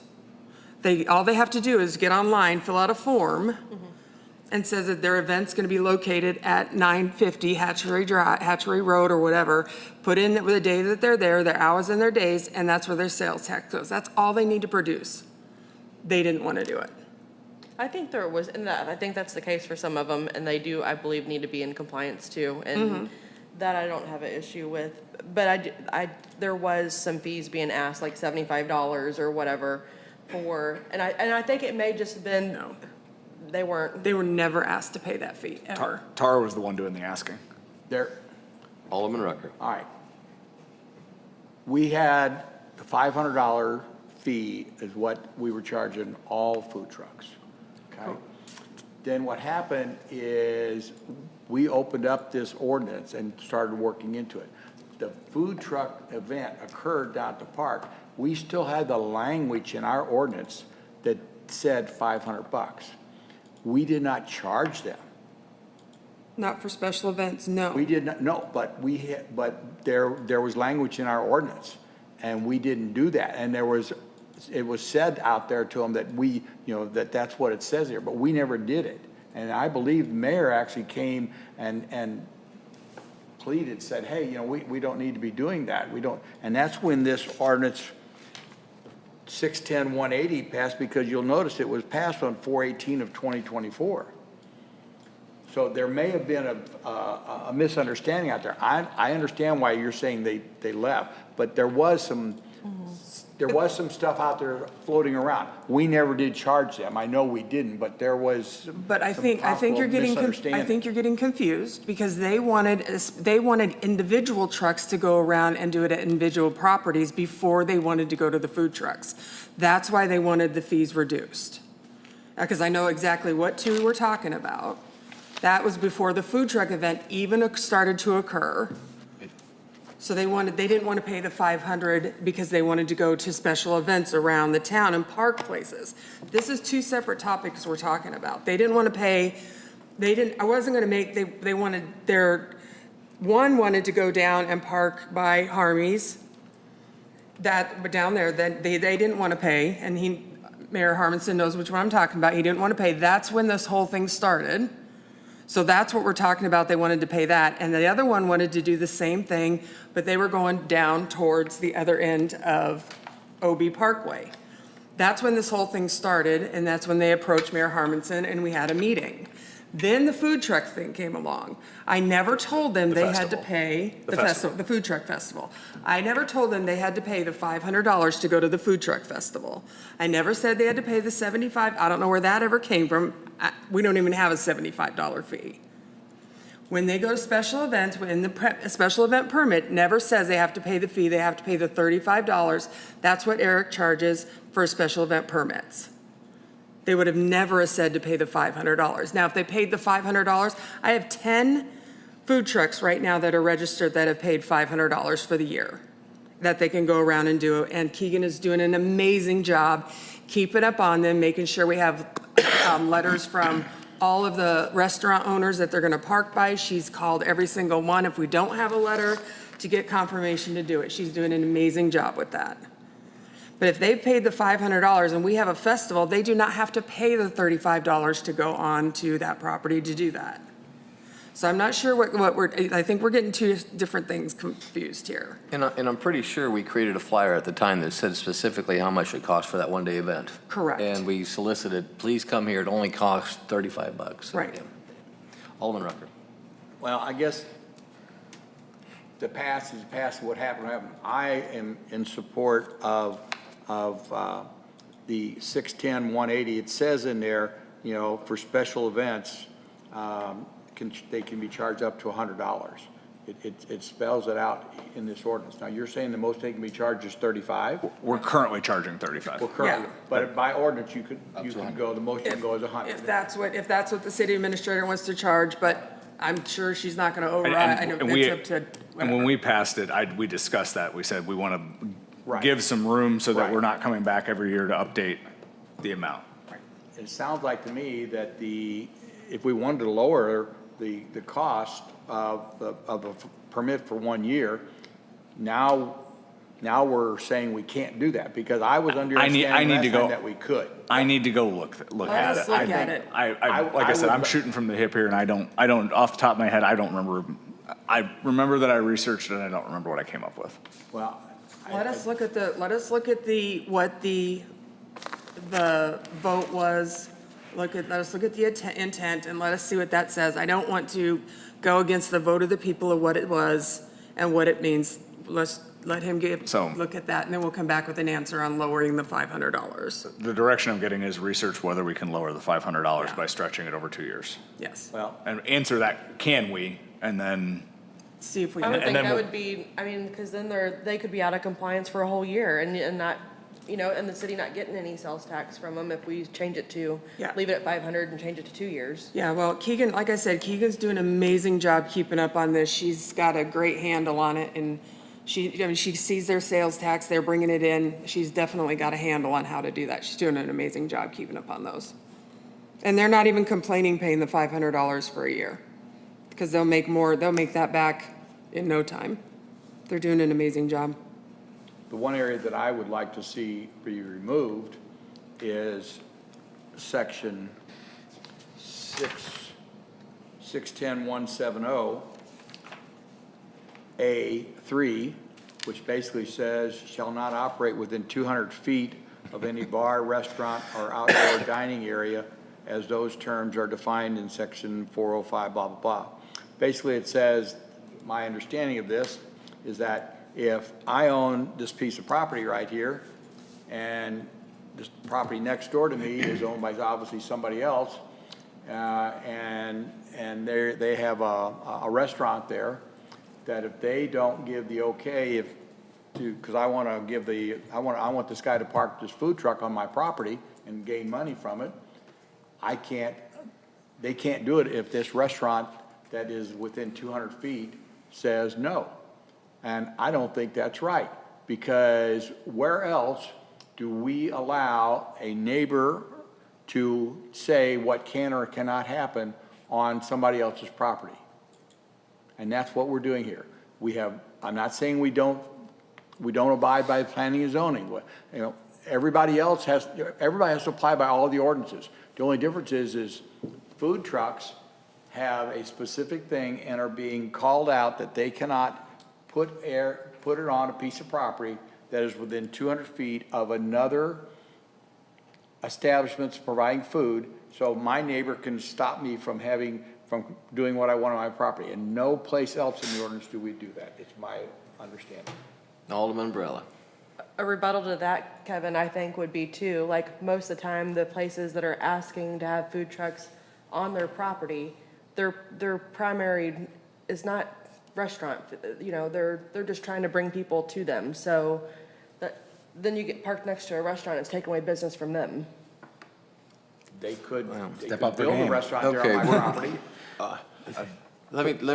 Might I suggest something? Because this is getting very frustrating to me, and I'll tell you why. Thanks, Alderman Hoffman. Sorry. Let's go back a ways, and for those that were not here, that was one of the first things I did as mayor, was I set up a citizens advisory committee, and we had members in that committee that were business owners here that sold food. We had business owners here that lived next to people. They spent weeks and weeks and weeks and did a great job. They negotiated, and they came up with a great plan, because yes, I did have food trucks that they wanted to come here, and I'd even said with Oasis, it'd be nice to have them, all of a sudden people are working and they can't take an hour to sit down, so it's not gonna hurt brick and mortars, it's only gonna increase them, because after work, they're gonna go to the brick and mortars. So the Citizen Advisory Committee did a very good job. Even people that could possibly be hurt by food trucks were on that committee, and they came to the board with a recommendation, and the board tore it apart. One person didn't like this, some person liked this, some person didn't like that, and here we are 3 years later, 6 different opinions, 1 year. same situation. 1 year later. Well, no, I'm talking about, yeah, and same problem. So might I suggest this, is maybe the board research some other towns, see what they have, see what works, and then maybe come back here as a discussion item again, rather than sending the staff really right now, they don't know what they're doing. I mean, no, they don't know what direction we're giving them. So my suggestion, maybe come up with some ideas that you think work, present them at another discussion item and move forward. That's what I would suggest, because I don't think we're giving a very good direction to the board. And quite honestly, I don't think any one of us right now know what we want to do, other than we like this part, we don't like this part, we like this part, we don't like this part. But Alderman Osteen. I believe Tara would have a lot of the information you're discussing, because when we had this discussion, we started literally 3 years ago. I thought we did look at other towns as far as what they charge for licenses. I thought we did look at their amendments as far as the distances between The establishments. folks on the Citizens Advisory Committee did just that, yes. I thought it was presented to us as well, so I'm thinking we It do was. have that. It was. Somewhere, that we should all send it out again so we can all review it before we come back with questions. Tara, Let me see if I can find it. I knew It's you had been a it. few minutes, and have you seen my office? Let me see what I can do. I might have to regenerate it, but let me see if But I can a lot find of our something. decisions were based off of the work that was done, exactly what the mayor had just stated. Thanks a lot. Thanks What a do lot, other Bob. cities charge? What are their distance requirements, et cetera? Tell me what you want, and I might have to do some more research. Jesus. This is my favorite topic. All right, to try to wrap this up, what do you think, Alderman Rucker? Well, I would say that I do believe there is one direction that the board, at least a couple of us, had for Cole, and that I got is, it. if we can't change the fee, then let's quit talking about it. I mean, I do believe that's a reasonable research for him to do. That's easy enough. Tara and I can tackle that one. Because, I mean, that is. I did research it.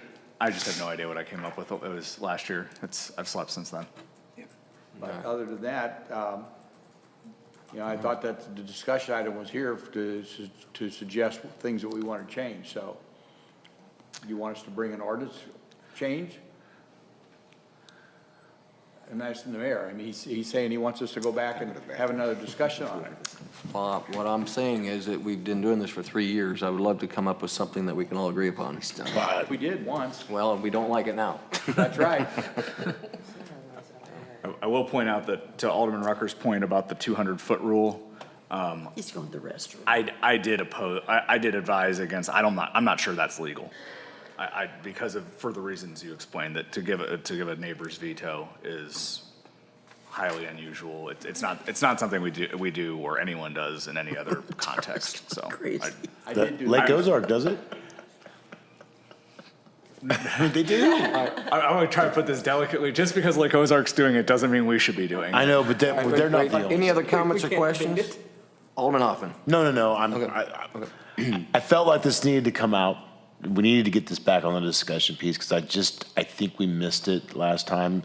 Could be that the distance, it could be the money. I would just like to, hopefully we can find a better solution than the one we have. All right, do you have direction? Cool. I know one question I need to answer.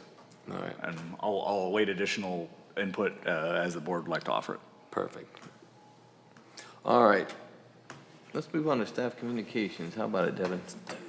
Let's do that. The only thing I want to, Drew's left, but today is his 1-year anniversary with the city.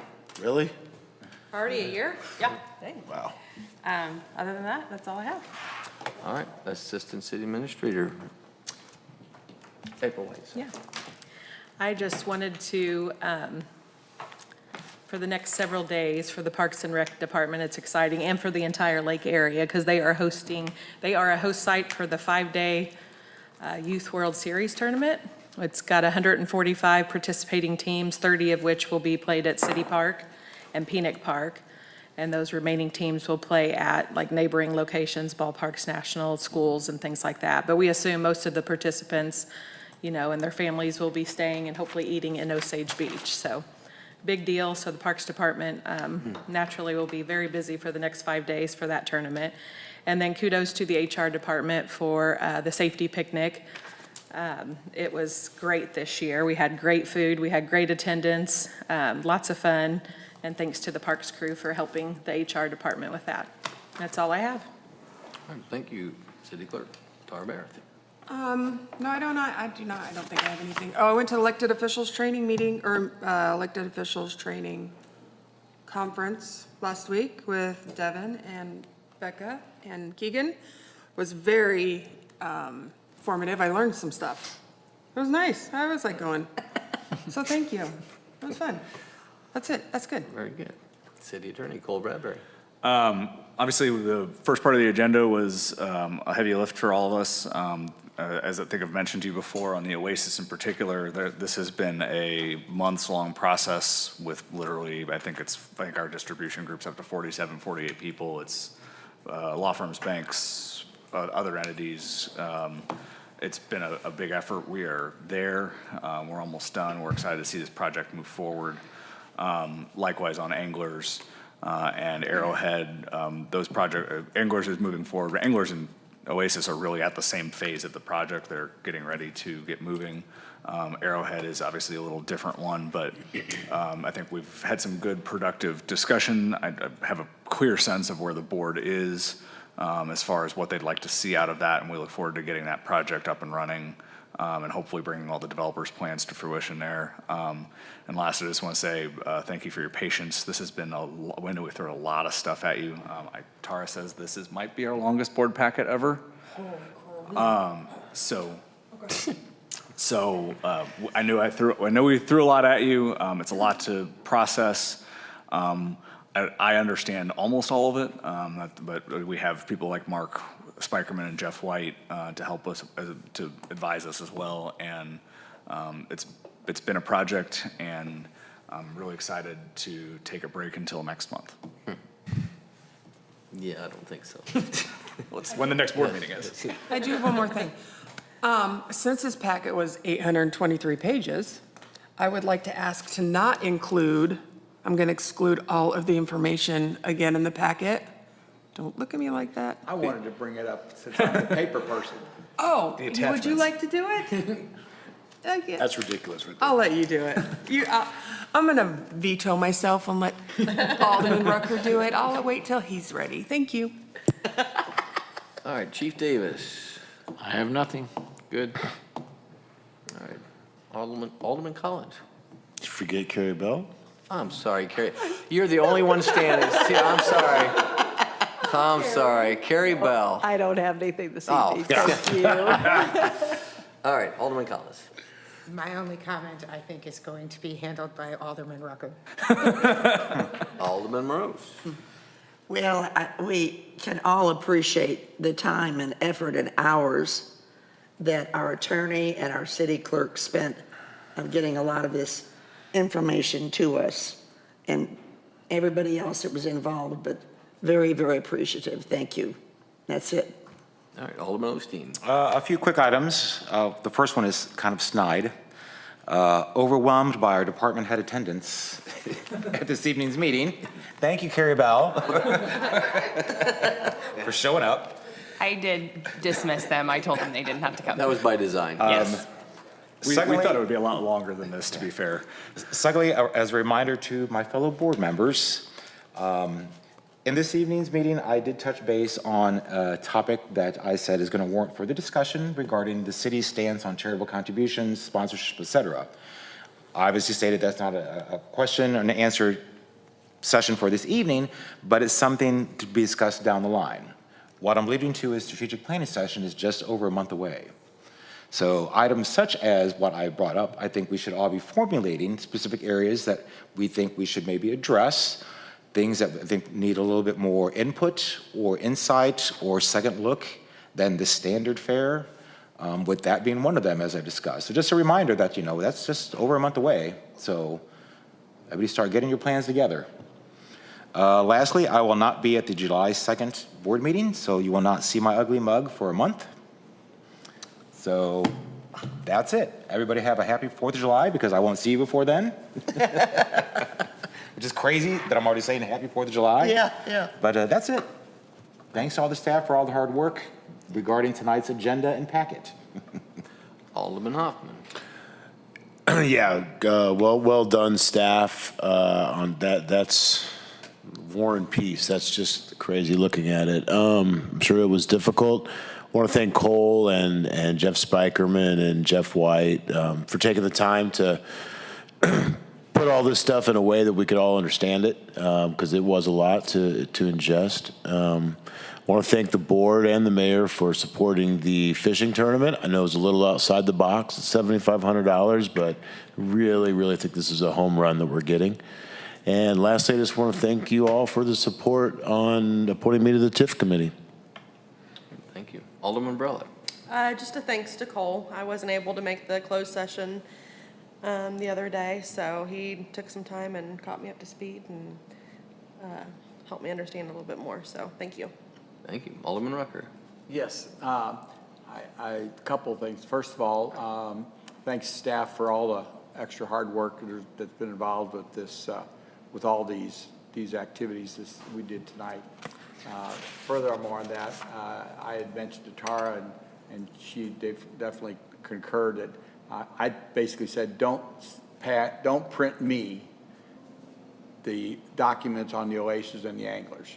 And I wish I could have got to her before this meeting, because I had my information from the anglers from my last meeting that I had saved. So, and with that being said, I think that it's something that you know, we can save some paper on. And with that, I talked to Devin, and I don't know if you had a chance to share our comments, but okay, but I concur, and I think the board should concur, and that is, at least for those of us that have paper, and I'm one of them. I don't know how many other are, but when we have items that are on new business, that are ordinances and a lot of paperwork, and they have to have a second reading, that at the next meeting, at the second reading meeting, the only thing that'd be in the packet is the blue sheet. The rest of the paper doesn't need to be there. And unless there is substantial or some kind of change. And if they're changed, then we do need to have it printed. But to be very honest, not only does it save the money for the city, but I'll be very honest, personally, I make notes on that stuff. And when I get at the next meeting, and I get the same document again, then I usually throw that document away, or I have to transfer my notes to that second document. Yeah. So Yeah. from that situation, I want to Good save my idea. time. But it also saves the city on the paper if we can take and if the board doesn't have any problem with that. And I'm sure if somebody loses something, they can always get tarred up, print them one, but that would be a way that I wouldn't have any problem with that, doing that. Good. Thank you, I appreciate it. Is that it? Yes, sir. All right, thank you much. Just a few things. First, the parks. I too want to piggyback that the safety meeting was great. And not just that, the fishing tournament. Kim and I had we went out to the fishing tournament, and I don't know how it compared to the years past, but I mean, kids had a ball. Everybody's catching the little bluegill. And they served a nice free meal, free fishing tournament. Yeah, I mean, it was just free. It's so nice that we can do things for our community, things like that. And Eric Greger's done a really nice job out there. The Frisbee golf, I think they have 5 of the holes available. And it's just continuing to get better and better and better. So appreciate all their hard work out there. And of course, the dog park, everybody talks about how great that is. So Alderman Hoffman. And I too want to thank Cole. We do a lot, actually we do. He tells me when I need to be on a call, but there's many calls that he's on with Mark Spikerman and Jeff White. And this kind of piggybacks into the whole TIFs and 353s and 100s. And quite honestly, 10 years ago, I had no idea about any of that stuff. And kind of delved in once I became mayor, learned more and more about it. But it's all negotiation. And I say when I go to the radio every Monday that we don't just approve everything. I mean, everything's a negotiation. There's many things we do not approve. People come to us with they want abatements on this, abatements on that, and it just doesn't work. If it doesn't work, I mean, the mall is a perfect example from 3 years ago. There's a lot of things that happen behind the scene. We do not use a penny of taxpayer dollars to our financial advisors. We use developers' money. And if anybody's ever read The Art of the Deal, I know a lot of times people that may complain on social media about us giving all these tax rates to these big companies and picking and choosing. We don't do any of that. In fact, Donald Trump is the one that basically made New York successful again because of deals that he was able to do, with tax abatements and tax increment financing and negotiations. So we take it very serious, and we hire some big dollar financial advisors using developers' money to say, is this a good situation for the city? We are a community of about 5,000 people, and we have, when opened up during COVID, and people came down here. And I said earlier, I ran on pro-growth, pro-economic development, and pro-family-friendly things. And we had millions of people coming here when the rest of the country shut down. And once they came down here, like, I want to go back. Well, now we're going to provide things for these people to do when they come back. And by doing that, it's going to help create tax base to do more things for our local people. So this is good stuff, and we don't just approve everything that comes across our table. We do our due diligence, so I appreciate the board voting in favor of moving things forward for the development of Osage Beach, because this is going to come back tenfold to our community members. So that's all I have to say. I do leave tomorrow morning at 6 a.m. My wife and I are traveling all the way up to Washington and Idaho for a 2-week trip. Cool. Gonna see Mount Rushmore and Crazy Horse and the Devil's Tower.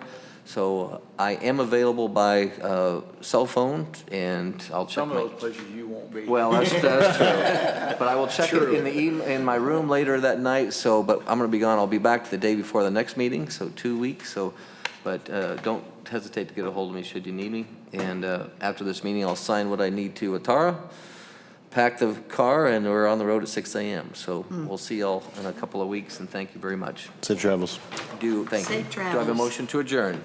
So moved. Alderman Morose. Do I have a second? Second. Alderman Collins. All those in favor? Aye. All right, meeting's adjourned. Thank you.